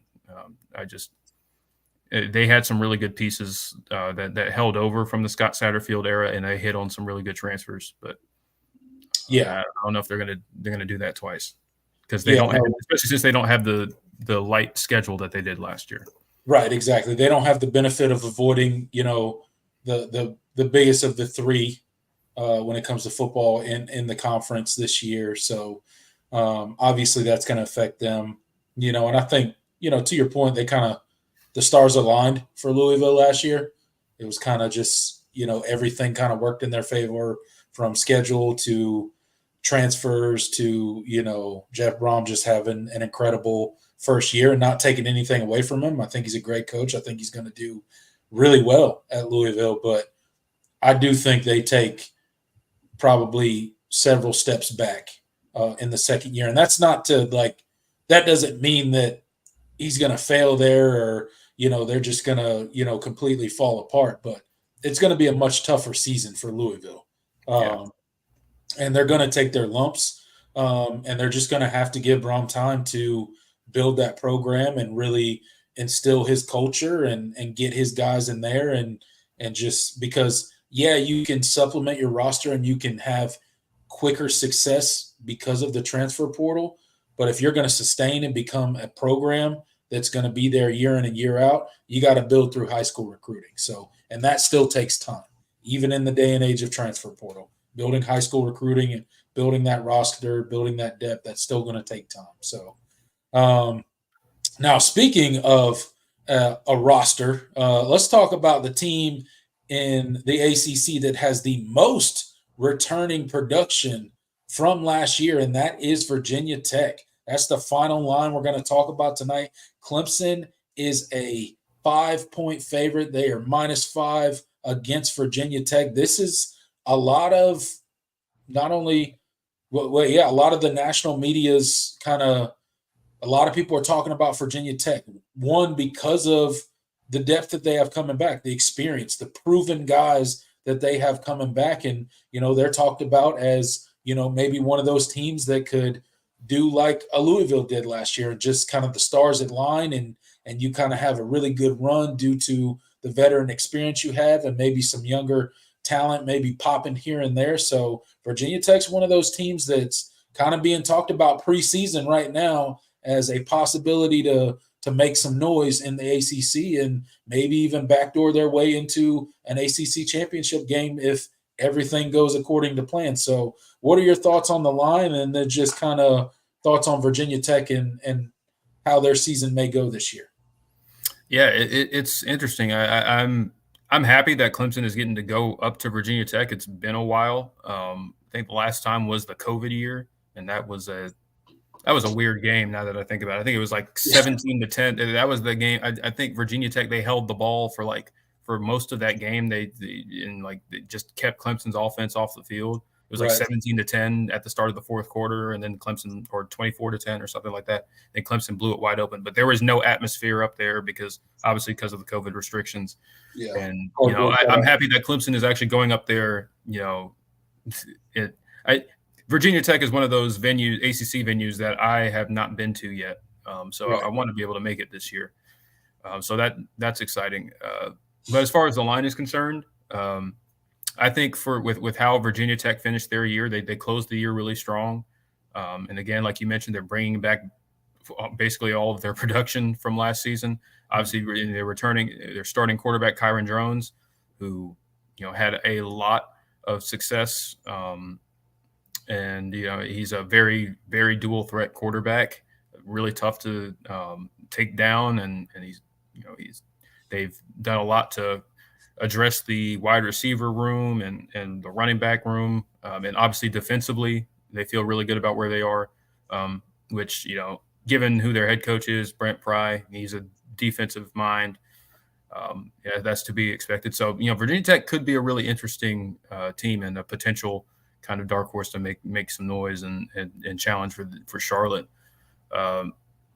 So that's one of those games where Clemson could go up there and get beat. Like it wouldn't surprise me. So I think that line it could be higher maybe, but I think they are showing respect to that. The betting market is showing respect to what Virginia Tech is bringing back, and the track record of Clemson on the road as of late. Where it's kind of like anything can happen when Clemson goes on the road, and especially in that environment. Blacksburg and that stadium is one of the better environments in the ACC when especially when that team is good. So there's a lot of excitement around the program right now. So that could be a really tough game, especially if it's a night game. Yeah, for sure. Yeah, that could be, and that would be an awesome atmosphere to go see as well. Like if that does end up being a night game for you and you do get a chance to go up there, that would be awesome. So I'm interested to see how Virginia Tech, how their season pans out. You talk about all their experience and their production coming back, and that's obviously the best you could hope for. And it'll be exciting to see Clemson play in that environment again. You talk about how long it's been. So going to be a really cool game to talk about and get ready for, and we'll see. But that line for me, I think I don't mind it. I think it seems right now. Like I said, there's a ton of football preparation anyway yet to be done before any of these lines really mean anything. You got to at least get through fall camp before you can kind of really dial in what these teams are truly going to look like. Because if you take the teams from last season, if you take Clemson from last season and Virginia Tech from last season and put them against each other, I think that's kind of what this betting line reflects. It's like, I think Clemson would have been a 5-point favorite or something like that in Blacksburg, and they very well could have, if they had played last season. Clemson very well could have lost that game because they, with the turnovers issues they had this past season, they could have lost to anybody. So I don't want to say anybody, but they certainly had lost some games last season that they had no business losing, in large part to turnovers. So, absolutely, turn the ball over in every single game last season, which amazing. Is not a stat that we want to repeat. Starting with game one, you can't turn the ball over in that game. Yeah, you can't do it. I think to beat Georgia, you got to be. I think you have to be plus. I think you have to be plus in the turnover. Oh yeah. You got to can't even just be even. It needs to be plus. Defense needs to produce a turnover, and the offense got to take care of the ball. You just can't. You can't do that. You can't put your defense in that situation. That's just not gonna. That's not gonna end well week one. Obviously, it didn't end well. I mean, that's the reason that our season turned out the way that it did last year. It was because of turnovers at the worst times and the most catastrophic turnovers. I mean, strip sacks, ran in for touchdowns, pick sixes, fumbles at the goal line, fumbles on the goal line, fumbles in your territory. Yeah. Just catastrophic, like not just turnovers, because not every turnover is like, oh my God, that was catastrophic, right? Majority of Clemson's were last year. I mean, it's just like goal to go, fumble the ball. Goal to go, fumble the ball. We should have known. That Duke game set the tone for the whole season last year. Unfortunately, the writing was on the wall. I don't even want to go back to my reactions to that. It probably. I don't even remember what we said, honestly. I remember we came on with Mark. That whole stream I think was a fever dream. It was just like I don't remember, but I'm sure we probably alluded to the fact of, that's probably not going to continue, right? Like that's an anomaly of turnovers. Like that couldn't possibly keep happening. I'm sure we probably said something like that. Probably. And boy, were we wrong. Yeah, man. But hey, it is what it is, man. We start with UGA this year. Got, quite a few tough games in the first month and a half of the season. So Clemson's going to have to be prepared right off the rip. There ain't no September to kind of get the kinks worked out, if you will. This offense is going to have to hit the ground running from week one because there ain't no rest on Clemson's schedule, ranked top 10 strength of schedule in the country.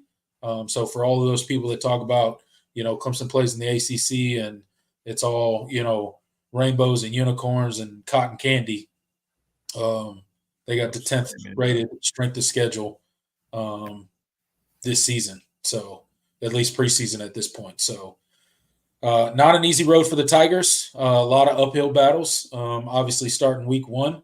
But, Jordan, I think that does it for the planned portion of our show tonight. Yeah, man. And with all of that said, thank you guys so much for showing up. We got 31 people in the live chat right now. You guys are amazing. Hit that like button while you're in here. Go ahead and get your comments in. As you guys know, at the end of the show, which we have made it to, we're going to turn the show over to you guys. We're going to dive into the comment section. We're going to see what you guys are talking about. We're going to answer your questions. We're going to respond and talk about the topics that you guys want us to talk about.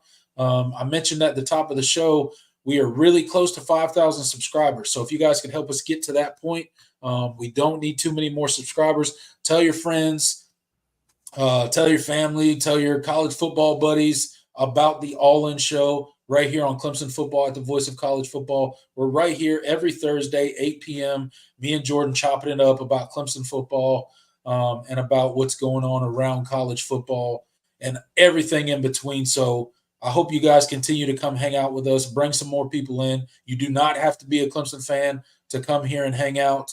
As you guys can see, we got Florida State fans in here. We got Notre Dame fans in here. We got South Carolina fans in here. We got all kind of different fan bases in here. And we love the representation from other fan bases as well. So thanks, you guys, for hanging out. As always, we will put timestamps for each individual topic that we covered tonight.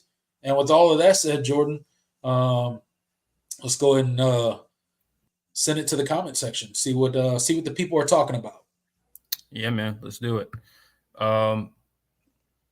We'll start with this question from SEC Dog. He asks about kind of the statements that Dabo made. So, what do y'all think of Dabo saying his starters are better than most portal players after an 8-4 season? Well, that's not what he said, but not trolling, just asking. The exact quote, SEC Dog, was that most players in the transfer portal are not good enough to play at Clemson, and that's a fact. That's a fact at most top programs. I mean, there are literally 1,000 players in the transfer portal that the vast majority of them could not play at Clemson. They were, taking them wouldn't all of a sudden wouldn't help the roster.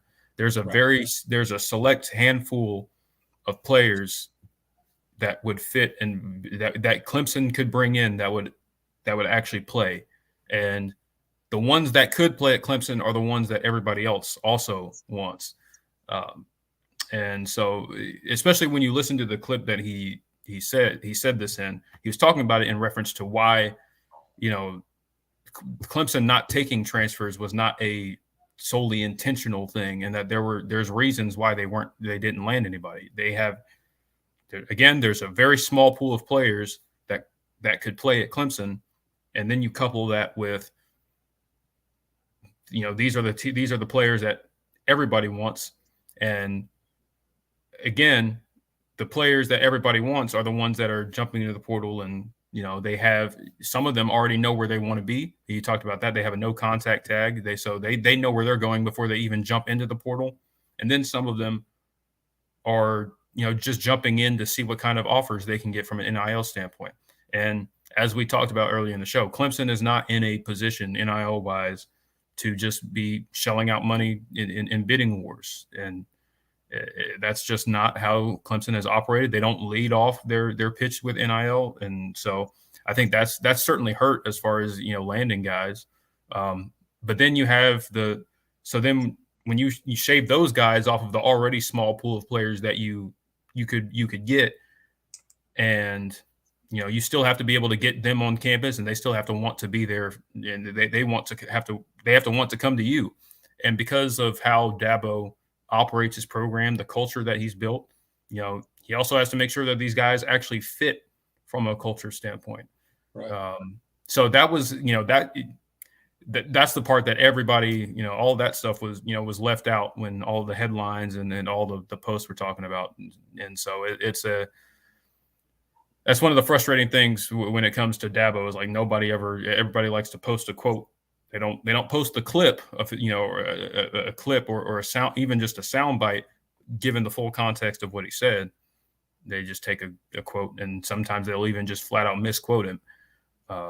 But that's the reality at most programs. Clemson is a program that recruits, 4 or 5 star players. Like they're not 1,000 4 and 5 star quality players in the transfer portal, or even just players that are good enough to play at Clemson. There's just not. There's, I don't even want to throw out a number, but maybe 40, 50. That especially when you consider, Clemson's just not going to take somebody just to take somebody. It has to be at a position of need, first of all. And so,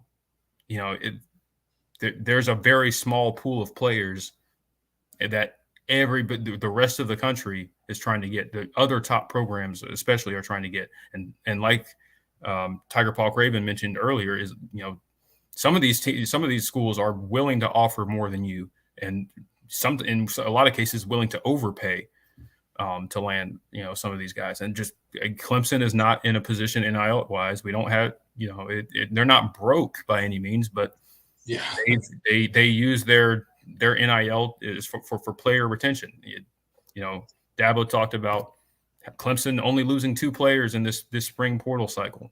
Yeah, I mean, I think that's significant, you know, because I expected way more than that, and only one of them was a starter. Actually, no, neither one of them were starters. I'm thinking of the December portal window. So neither one of them were starters. The 2 that left. So it's like, right. You know, it's one of those things where it's we didn't use our NIL to land an impact transfer, and, you know, hey, I want Clemson to use the transfer portal, but I'm also happy that, you know, there wasn't this massive roster turnover that I was expecting, because I wasn't expecting massive roster turnover, but I was expecting more than 2 players to leave in in the spring. Like, absolutely, didn't lose anybody from the wide receiver room this spring cycle, you know, and which I expected considering how crowded it is. Didn't lose anybody on the defensive line. Didn't lose some of surprisingly nobody on the offensive line. And that's a lie about the.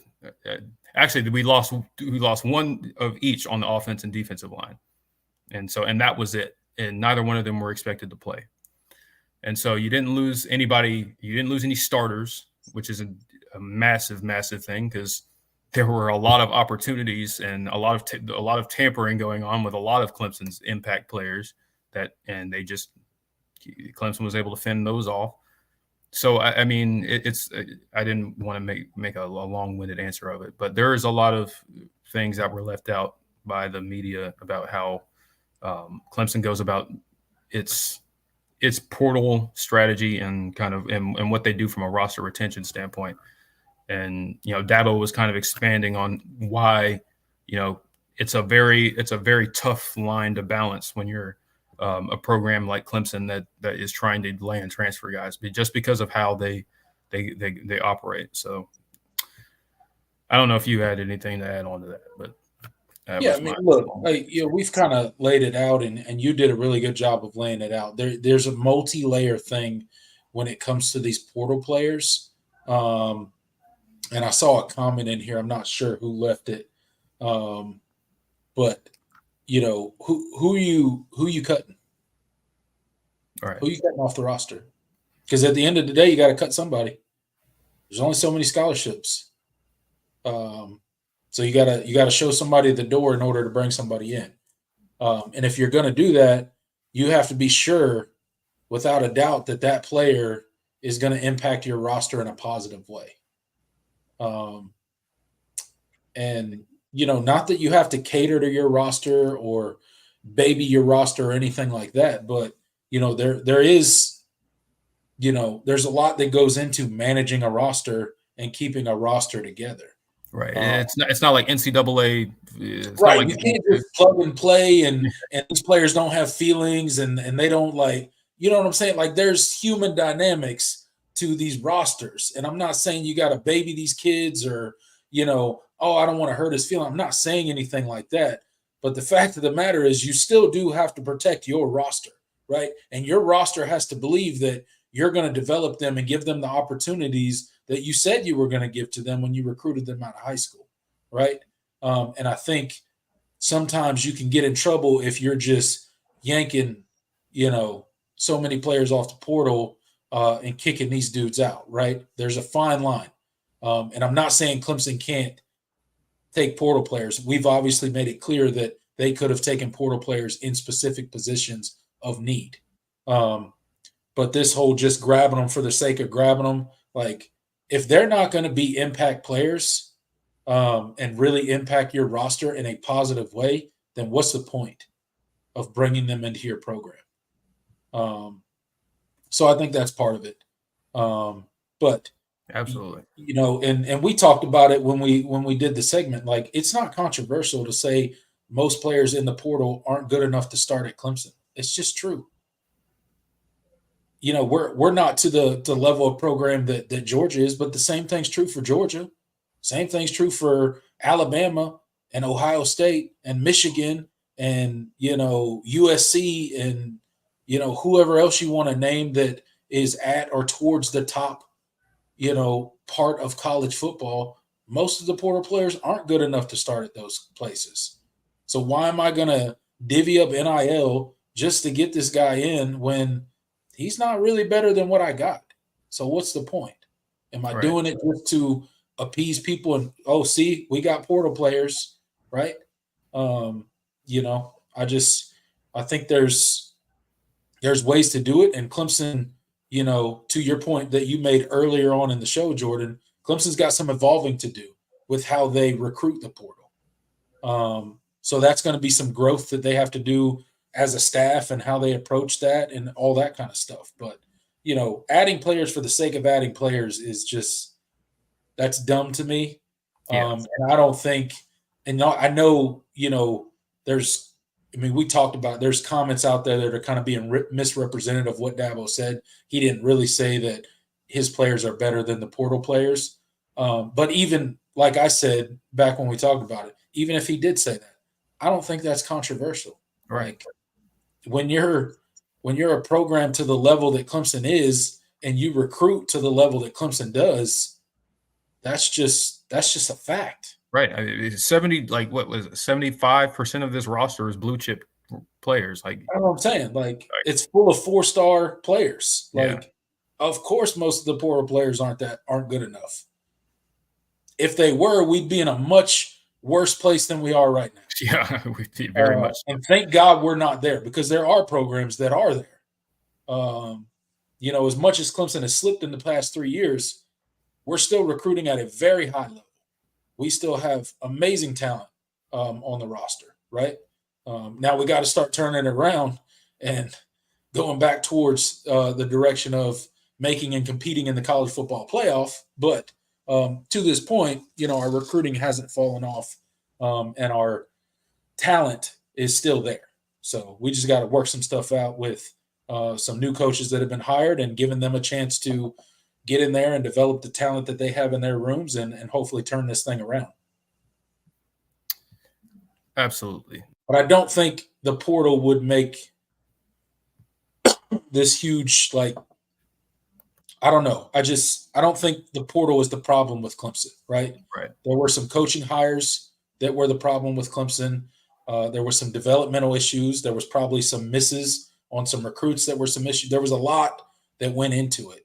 I don't think you could just single out the portal. I think that's kind of a lazy take, just to single out the portal is like, oh, direct correlation. Clemson had 3 years of downward trajectory, so it's definitely all the portal. Right.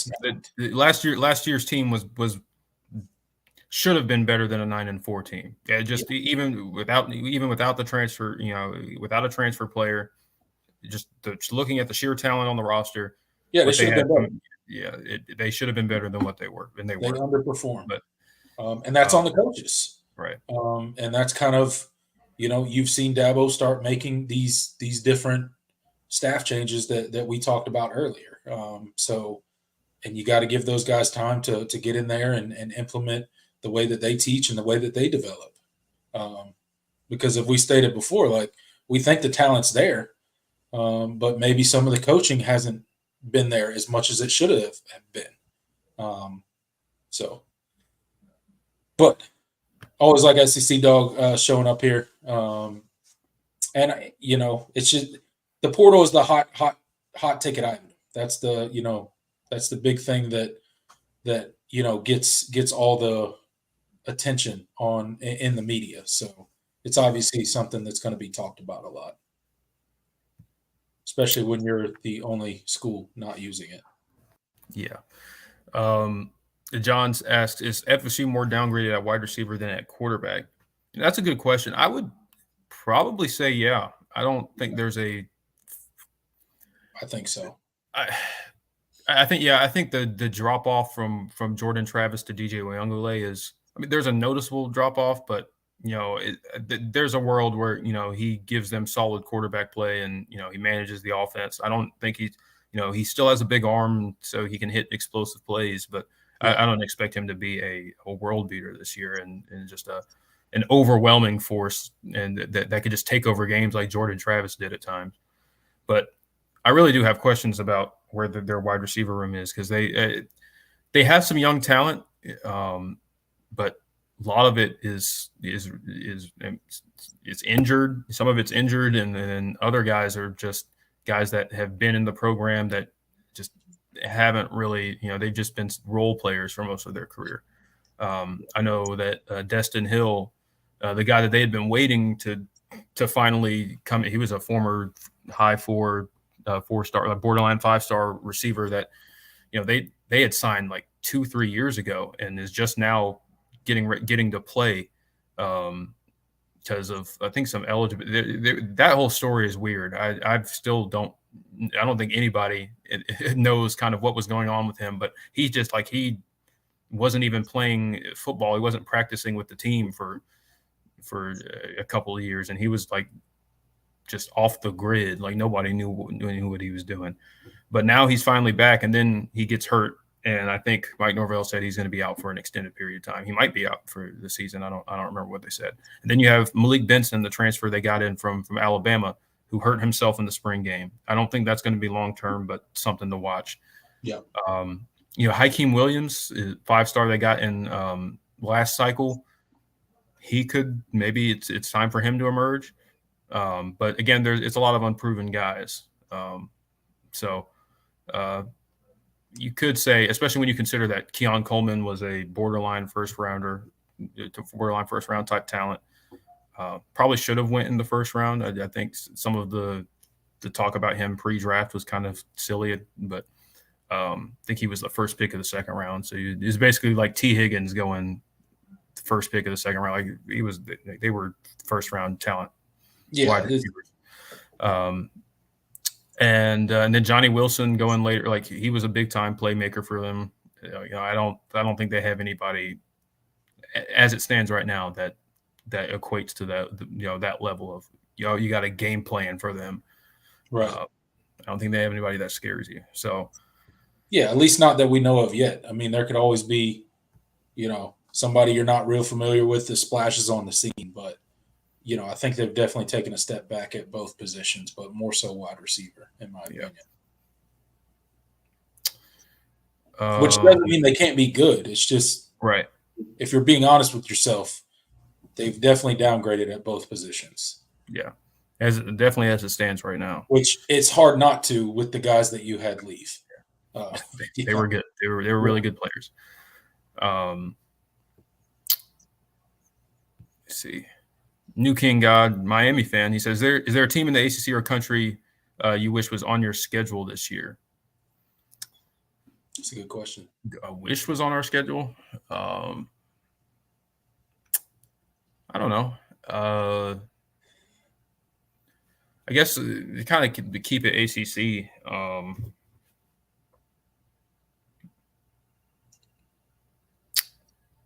Trying to think. I don't know. I would like to trade the Stanford game. If I could, I would trade the Stanford game for a different home game. I'd like a team that has a traveling fan base. I don't expect there to be a huge contingent of Stanford fans when they come to Death Valley. Maybe they prove me wrong, and there's a bunch of Stanford alumni I didn't know about in South Carolina, or they just travel from. I doubt it, but I don't know. Yeah, I would. If I'm picking a game, I like you picked the Stanford game. I would trade that game for Miami. I'd like to play Miami this year. Yeah. They got the best of us last year. A game. I'd like to avenge that, which it could happen in the ACC championship game if Miami has the kind of season that they are obviously looking to have this year. But I think it'd be fun to to play Miami in the Valley this year instead of Stanford. Yeah. I think that would be. I would much rather play them than Stanford. Yeah, definitely. Stanford is just. I mean, look, man, these new additions to the ACC, they like who wants to play Cal or Stanford? Yeah, like I honestly, I'd rather play SMU. Yeah, I'd rather play SMU. I would trade Stanford for SMU on our schedule. Their fans would travel. Yeah, absolutely. And they're, I don't know. I think they fit, but they about would football a lot more than Stanford or Cal does. Yeah. So I mean, they may be the smaller, quote unquote, of the three schools that got added to the ACC, but I think out of the three, they care about football more. So I'd rather have them on our schedule than these weird fit West Coast teams that could care less about football. I mean, let's be honest. Those two universities do not care about football. Nope. And it's sad because, Stanford used to be pretty damn good. Yeah. But just it is what it is. That who knows? Maybe we look back and Clemson, Stanford gives Clemson a hell of a game, and we're talking about, well, you know what? Maybe we. Yeah. the two Stanford football fans on YouTube will be coming after us. Yeah, that'd be something. When they give us a game.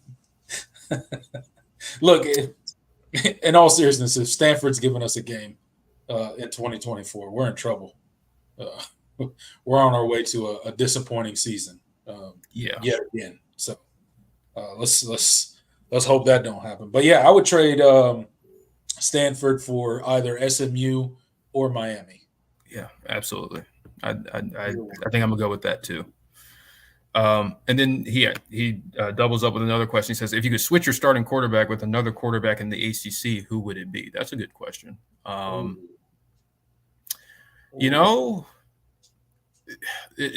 The ACC quarterback situation is kind of iffy. You know what? I would either go with Kyron Drones at Virginia Tech or Grayson McCall. Yeah, I was going to go Grayson McCall.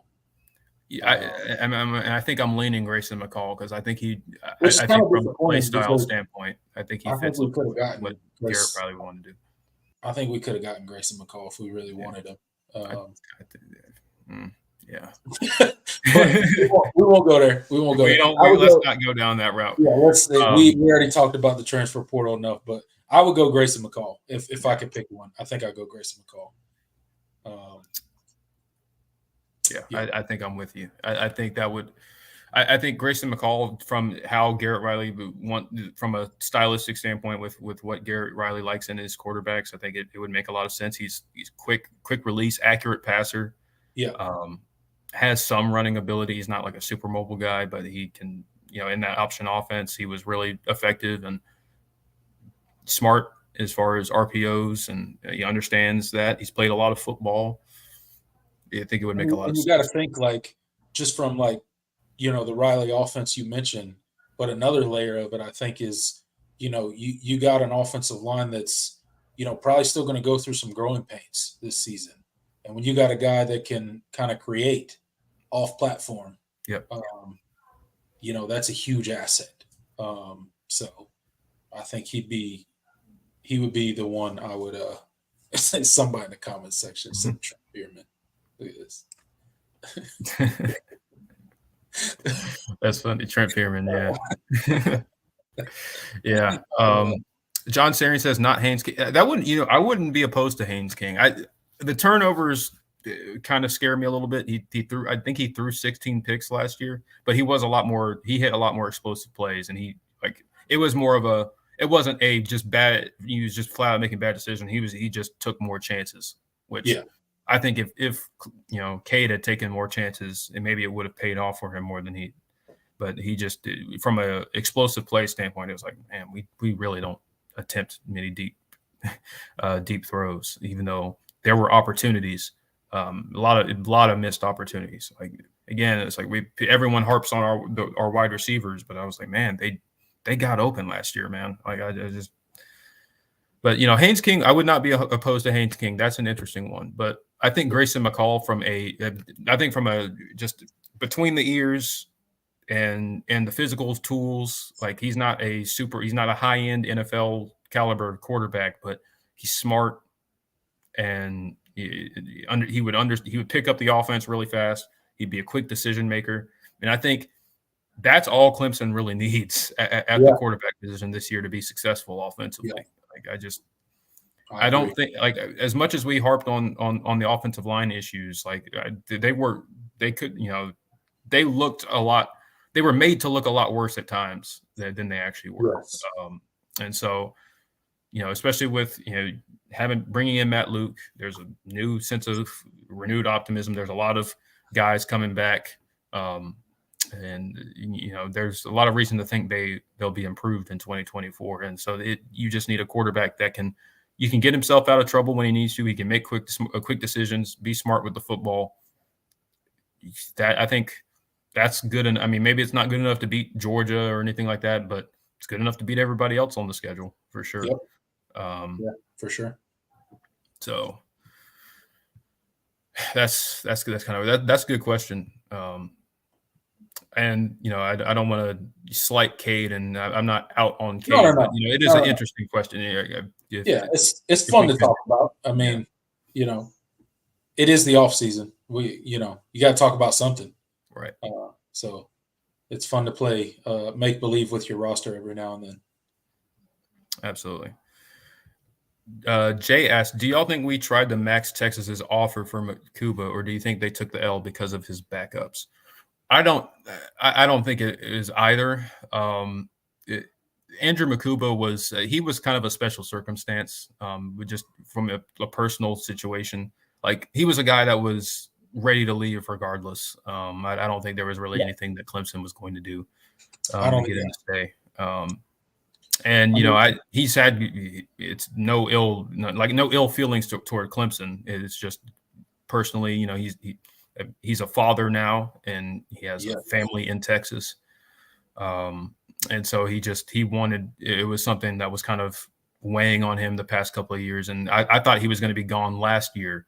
There were points where I thought he was going to transfer last year, and he stuck with it for another season. And by last year, I mean 2022. And he stuck with it through 2023. And I felt like this year was going to be his last year at Clemson, regardless of. But I thought it was going to be just to go to the NFL. But ultimately, he decided, based on what he got from his draft grade and stuff, is like, okay, well, maybe I need to stay in school for another year, but I still want to be closer to home. So Texas was just the obvious choice, especially and so it gives him an opportunity to play on a college football playoff contender. So, I'm happy for him, and he was a good player at Clemson for 3 seasons, really productive player. Yep. Battled through injuries at times, and he was tough. So I mean, I like, as far as transfers go, and got, especially transfers who played a lot of football at Clemson, like, he's one of those where it's like I understand completely, why he did what he did and the decisions he had to make. So I don't think there was anything Clemson was going to do to get him to stay. Because there was a lot of things in his personal life that were calling him back to Texas. So it is what it is. But I have no doubt Texas is taking care of him from an NIL standpoint. But it wasn't a matter of him coming to Clemson saying, I want more money. It was like, it's something I need to do for myself. Right. So getting around family, new baby, obviously there'd be help there. There'd be a support system. The only thing that surprised me is that he didn't go pro. Right. I thought he was going to go to the NFL. That's the only thing that surprised me. I thought he made it clear in the offseason last year when he talked about, himself about to have a baby, and how he was preparing his body and the weight that he gained and the stuff that he did to prepare himself for the NFL. I never saw McCuba coming back this season. Right. Not that we wouldn't have had him back. It would have been great to have Andrew McCuba back. He's a great player. but I never thought he was coming back to begin with. And, the only thing that surprised me was that he didn't end up going to the NFL draft. He decided to go to another school. But all that stuff you just talked about, it makes perfect sense why he made the decision that he made. And any of us would have probably done the exact same thing. And I'm sure he's getting compensated very well because Texas has a very robust NIL budget. So, and good for him. I wish him the best. I hope he has an amazing season and goes on to have a great NFL career. Absolutely. Because, he gave Clemson his all. There's no, there's no bad blood there. There's no, he had problems with the coaches or, there's none of that. He just made a decision that was best for him and his family, which anyone out there would have done. Absolutely. John with the question, he says, I've seen criticism of Dabo for not whining about fans giving more to NIL like other coaches. Kiffin for one. What's your view? Yeah, it's one of those damned if you do, damned if you don't type of things. It's like, right. And like it kind of ties into what I said about how people are, when it comes to Dabo, they'll talk out of both sides of their mouths, like the same people that are, railing about the state of college football and, how NIL is out of control and the transfer portal is it's like, oh man, it's ruined the sport. But they will criticize Dabo for, his position on how he's decided to operate his program. So I think it ties into that. It's just kind of like people don't really stand on anything they believe in, and they just like to jump on. They just like to criticize just to criticize, and that's kind of what it is. Like it's like, okay, well, if you're I understand if you're critical of Dabo, but you're consistent, and you think that it's like, well, I'm fine with how the state of NIL right now, and I'm fine with the transfer portal, and I think all of it's good. Well, then. Okay, well then fine. You're free to criticize Dabo. But if you're one of those people that's like, man, it's like I hate what college football has become and all that, but then at the same time talk about how Dabo is, hating on what Dabo is doing. I'm like, well, come on, man. Like, yeah, it's one of those things. So I think that's kind of where it comes from. You're just people from all sides because it's Dabo Swinney. They're gonna criticize even and. They're not going to keep that same energy when it comes to other circumstances and other situations. So that's the reality. I don't know what you have. I don't know if you have anything to add to that. No, you kind of hit the nail on the head there. You summed it up perfectly. It's just one of those things. I personally don't like when coaches do it. Right. That's just my opinion. So I'm glad he doesn't do it. I understand people on the other side as well that are like, you should, petition fans for more NIL. Look, at the end of the day, the people that are going to donate are going to donate. I don't think you do yourself any favors by going out there. Especially publicly begging, because I'm sure these conversations happen behind closed doors. Sure. And there's calls that are made. There's, when these, like for Clemson's sake, right? When they go on the prowling ground, like to all these different, venues, that's what they're doing. They're raising money. They're raising booster money for this, that, and the other. NIL is probably a part of that now. That's a thing, right? So they're already doing that. But I don't think you don't do yourself any favors going out publicly in the media and begging fans for more money, right? Especially like. Fair or not, people are going to criticize you because they're going to be. What's the first thing they're going to say? If Dabo Swinney does that, the first thing they're going to say, "Well, he makes $10 million a year. Why is he asking people for money?" Yeah. You know what I'm saying? So, like, inevitably, you're going to get criticized for it. I don't think you do yourself any favors by doing that. The people that are going to donate, I think, are going to donate. I don't think and it sends the message that you're broke. Right. Exactly. Like it's bad all the way around, in my opinion. I don't think there's any benefits to doing it. I know there's coaches that have gone out and done it, but it's just a bad look for me. And I'm glad that he doesn't do it. And I don't think who's out there watching an interview, and coach whoever comes on is like, man, we really need NIL money. And they're sitting there like, dang, you know what? I wasn't going to donate, but now that he came out and said that, You convinced me. like, you really think that's going to convince anybody? Like, Right. no, I don't think so. But, I could be wrong. Let the collectives advertise themselves. Like, look, man, let the people involved in that do that. I don't think you as a head coach need to come out and beg fans for money. That shit, to me, that's weak. It's weird. It's a bad look. It makes your program look subpar. Like, no. I'm glad he doesn't do it. I hope he never does it. Yeah. Totally agree.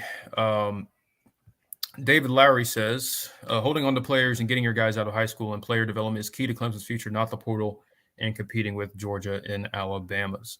Yeah, I tend to agree with a lot of that. Certainly the lifeblood of Clemson is always going to be high school recruiting.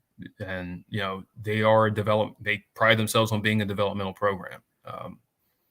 And so a lot of things could have been different these past 3 seasons had you hit on more guys.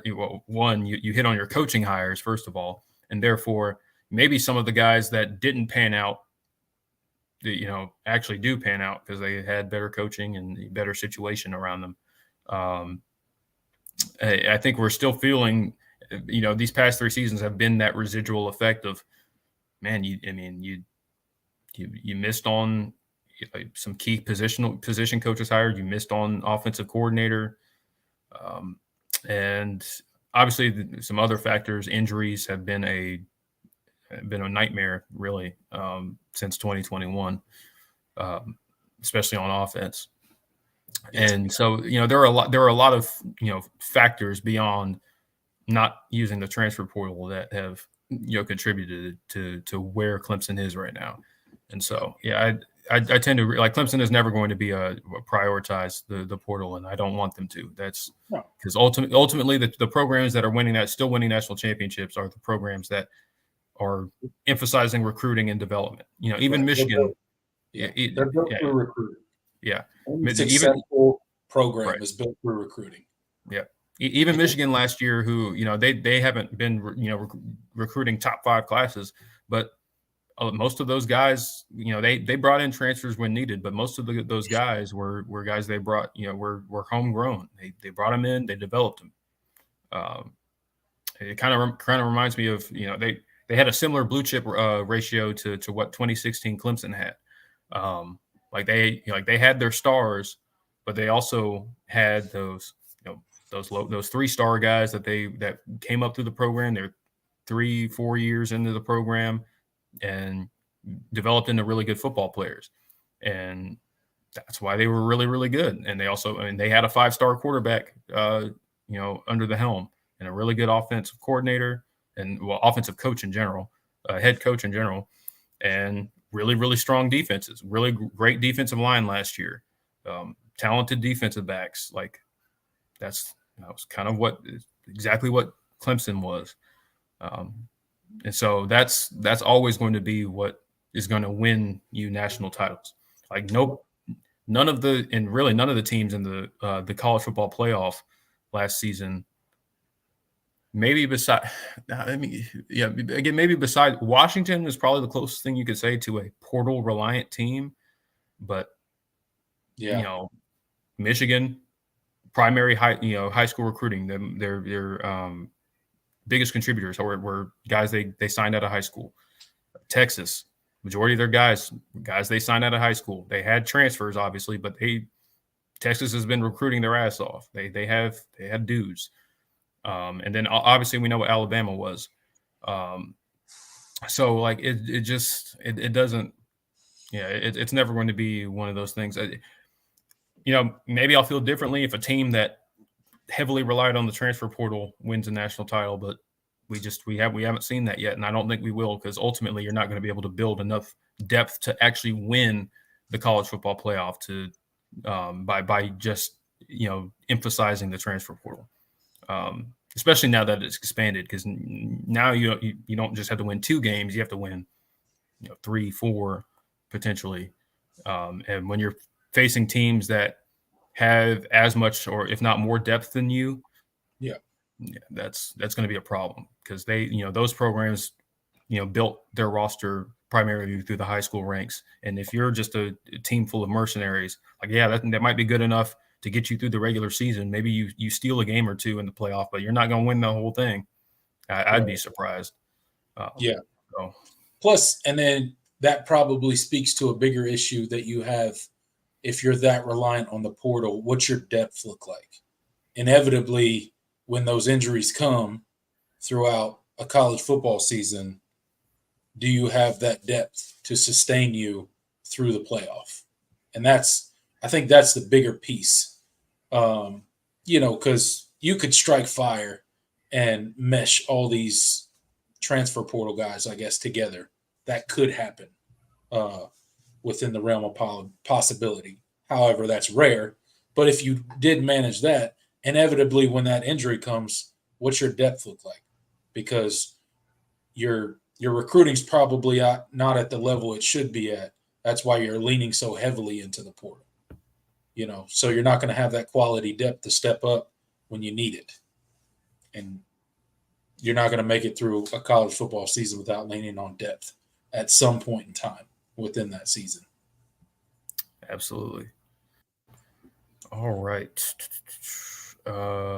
Timothy Green asks, what conference would you guys like to go to when the ACC folds up? Just wondering. Yeah, we've talked about this in the past. Like, obviously we, as Clemson being in the Southeast and having a lot of ties to the South, the natural instinct would be say the SEC, but really I would be fine with either or. Maybe I'd probably lean SEC, but I do think there are perks to being in the Big Ten from especially from a non-football sports type of aspect. Like if Clemson were to join the SEC, what kind of happens with the soccer programs and the like. But I think either would be a good, I wouldn't say either would be fine with me as far as the Clemson joining, but definitely would lean the SEC from a fit standpoint, travel standpoint, like it just the history standpoint, like just Clemson has, you have the rivalry with South Carolina, you have history with Georgia, you have history with Auburn, you have history. I mean, obviously you've battled it out with Alabama over the years, like. You just there's a lot more just natural ties. So it makes sense from a football standpoint. I think more so for the SEC. Yeah. But you bring up a lot of good points, and I think this is something that people don't necessarily talk about or think about when we're talking about conference realignment and the final destination that college football is inevitably going to get to. We've talked about, the super conferences and college football kind of breaking away. I think that's a possibility that happens. I think revenue sharing is going to be inevitable at some point. Players are going to be able to get a piece of these TV deals. And I think one of the pieces that people don't think about is you mentioned kind of those other sports, right? The soccer, the softball, the baseball, the gymnastics, the lacrosse, all the other non-revenue generating sports, the golf. What happens to those, right? And I think it's going to be interesting because I think some sports are probably going to go away for some universities, not all, but those sports would be greatly affected when the revenue sharing, I think, inevitably starts happening. There's less money. So you're not going to have the money to support some of those sports. So the athletic director is going to have to make some tough choices. Like the budget's going to be what the budget is, and you got to kind of make it work. So I think that's going to be interesting to see how it plays out. I know that's not really what he was asking or alluding to, but it's just an interesting thing that people don't talk about very much when it comes to all of this stuff happening with college football. It affects a lot more than just football. Absolutely. David says Clemson is an agricultural and engineering school. Unless we start growing weed, we ain't rich. Well, I'll tell you, David, as someone that spent a lot of time in the Clemson area. I mean, there's a market for it. We certainly we if we wanted to, we could do it. Clemson could do it right, man. You know, if the South Carolina government ever, gave them the green light. No pun intended. No pun intended. They could make it happen. There's a lot of area around Clemson that could get that done. There'd be no shortage of agriculture students signing up for for that class. Oh, that'd be something. Oh man, that's funny. All right, I should have started. Oh, here it is. That's what I wanted to. Xavier asked, "Can you see Williams, Randall, and Brown starting at wide receiver?" Yeah, totally. I think those are the three that kind of have a leg up on everybody else from a experience standpoint and all of that. Especially Antonio Williams and Adam Randall having being they'll be juniors now. So I think that makes a ton of sense. And obviously Tyler Brown was a huge impact player when Clemson needed it last year. But I think there's going to be a lot of rotation in this wide receiver room, because I just think there's a lot of guys that can potentially contribute. We talk about the two true freshmen, but you still got Troy Stellato, Cole Turner. What is Ronan Hannafin and Noble? How do they Noble Johnson? How do they factor in as second year players? There's a lot of. I think there's a lot of flexibility with how this the rotation kind of and the divvying up of snaps kind of shakes out, because I think there's a lot of guys that have played that have played a good bit at this point that I think can play. It's going to be difficult to divvy up the snaps. Yeah, maybe Troy Stellato is a starter, and who knows? So it's like that's what I'm saying. Like Troy Stellato, that's another guy. I mean, you talk about the two highly touted freshmen that we expect to make impacts this year, and Wesco and TJ Moore. I mean, look, this wide receiver room is slam full. But you mentioned Randall. Like, I expect that dude to have a different season. I expect him to look like a completely different player this year. I think we started to see it towards the end of last season, and I really expect for him to kind of really take that next step forward, because we really need a guy like him to step up. That's what Clemson really needs in that wide receiver room. Not that the younger guys can't do it, and maybe they will, but it's more likely to come from a veteran guy like a Randall, right? But I wouldn't want to be the wide receiver coach making decisions to divvy up all those snaps, because there's a lot of dudes out there that have proven that they can contribute in a big way to this Clemson team and this offense. And I didn't even mention a guy like Tink Kelly, who they think is going to factor in. He could be an offensive weapon. He's definitely probably going to be a factor in the return game.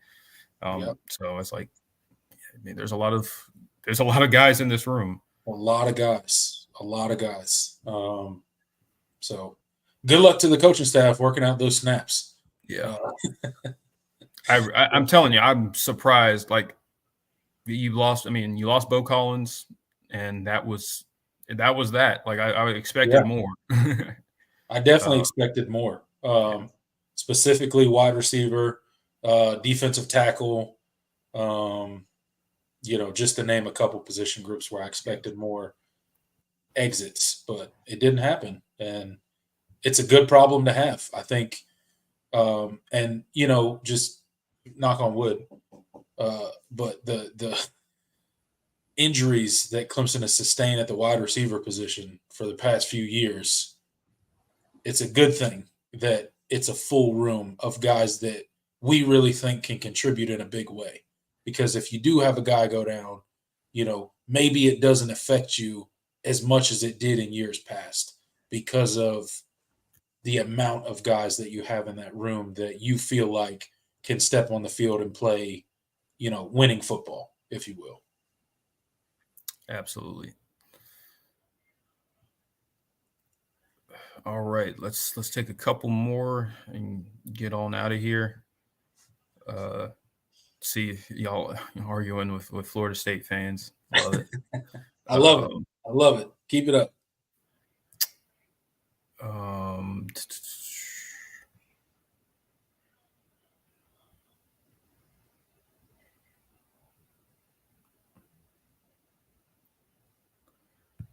John asks, well, since we're on the topic of Florida State, he says, what are the odds DJ used the starter by the time Clemson travels to Tallahassee? I'm thinking better than 50-50, but not by much. Still tons of buzz about Crum-Hoke.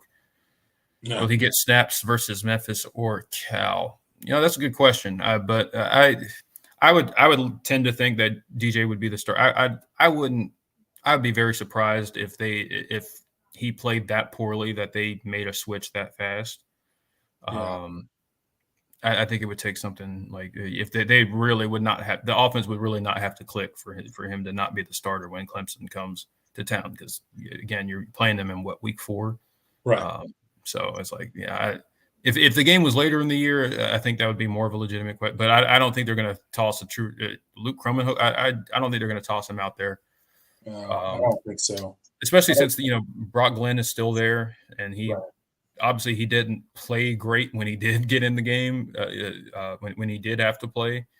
But he does have a year experience on Luke. So I would expect that Brock Glenn right now would be the go-to guy. But obviously, but they are really high on Luke Crum-Hoke, and I did get a chance to see some of his high school film and what he looked at some of these camps, and he showed out. So I think he ended up I think he finished as a 5-star. I know he wasn't before, but I think he finished in the final rankings as a 5-star. So really talented player, and I think he'll be good for them. But I'm not sure if he's jumping in that quarterback room and being the backup right away. But we'll see.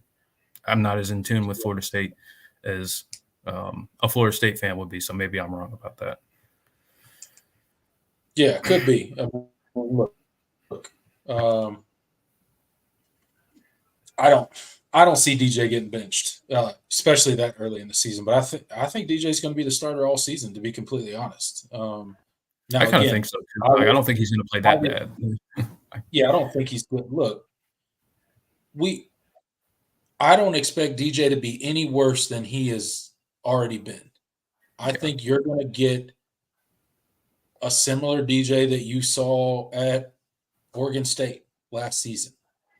I think that's what you're going to get. I don't think you're going to get much more or much less either way, right? Like, I think that's who DJ is as a quarterback, which if you put the right pieces around it's a quarterback you could win with if things go your way, right? And you can keep him in the right mindset, and you can keep his confidence up.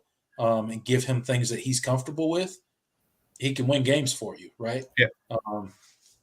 But, he's not going to suddenly become this elite passer that's slinging the ball all over the field and, all this crazy stuff, right? Like, he's got an amazing arm, so he's going to make absolutely out of this world passes, and then the very next play he's going to throw one in the dirt, right? Like, that's DJ. Not talking bad about him at all. But I don't like. I think Florida State's going to start him the whole season. Like, I don't think he's going to completely fall apart to where they have to turn to a true freshman. I mean, that would surprise me, honestly. Yeah. I don't expect DJ to be a Heisman Trophy finalist, but I also don't expect him to fall apart and completely lose his job to a true freshman either. So. Well, we've seen it happen before, but yeah, I mean, it's not out of the realm of possible. Obviously, it could happen, but I don't think it's gonna happen. I don't think so. I don't think so either. He ends up starting the entire season for Florida State and probably puts up similar numbers, maybe a little bit better due to Mike Norvell maybe scheming some stuff, but similar numbers to what he put up at Oregon State. That's truly what I think DJ's season will look like. Like what, 2,700 yards, maybe 22, 23 touchdowns. Like, Nothing special, but it gets the job done. Yeah, it's he's a decent quarterback. Yeah.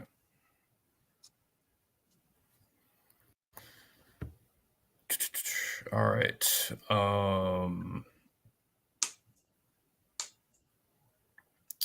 Let's go with one more.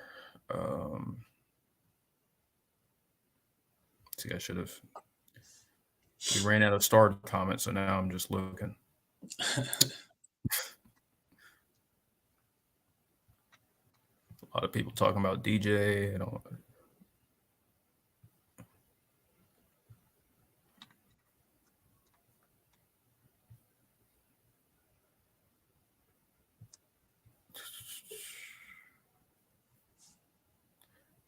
Tig says, "Oh, I just had the comment, lost it." Yeah, he says if Randall stays healthy, he will impress a lot of people. Yeah, I am on the Adam Randall train. This is the last time I'm gonna go all out with the hype for him, but I really think that he, I think he is starting to get his legs under him, like literally. Yeah. I think last year was about him kind of sort of finding his confidence again, coming off of the ACL tear, and it didn't come together for him completely, but he showed a lot of promise. Especially he made some big plays in the bowl game. I think this year is like if he can, I think he can finally shed all of that and fully trust his body and his natural God-given ability. Because I mean, man, you look at him and you're just like, that is an NFL like first, second round caliber receiver. Like, yeah, dude that big that runs that fast, like anybody in the country would want him.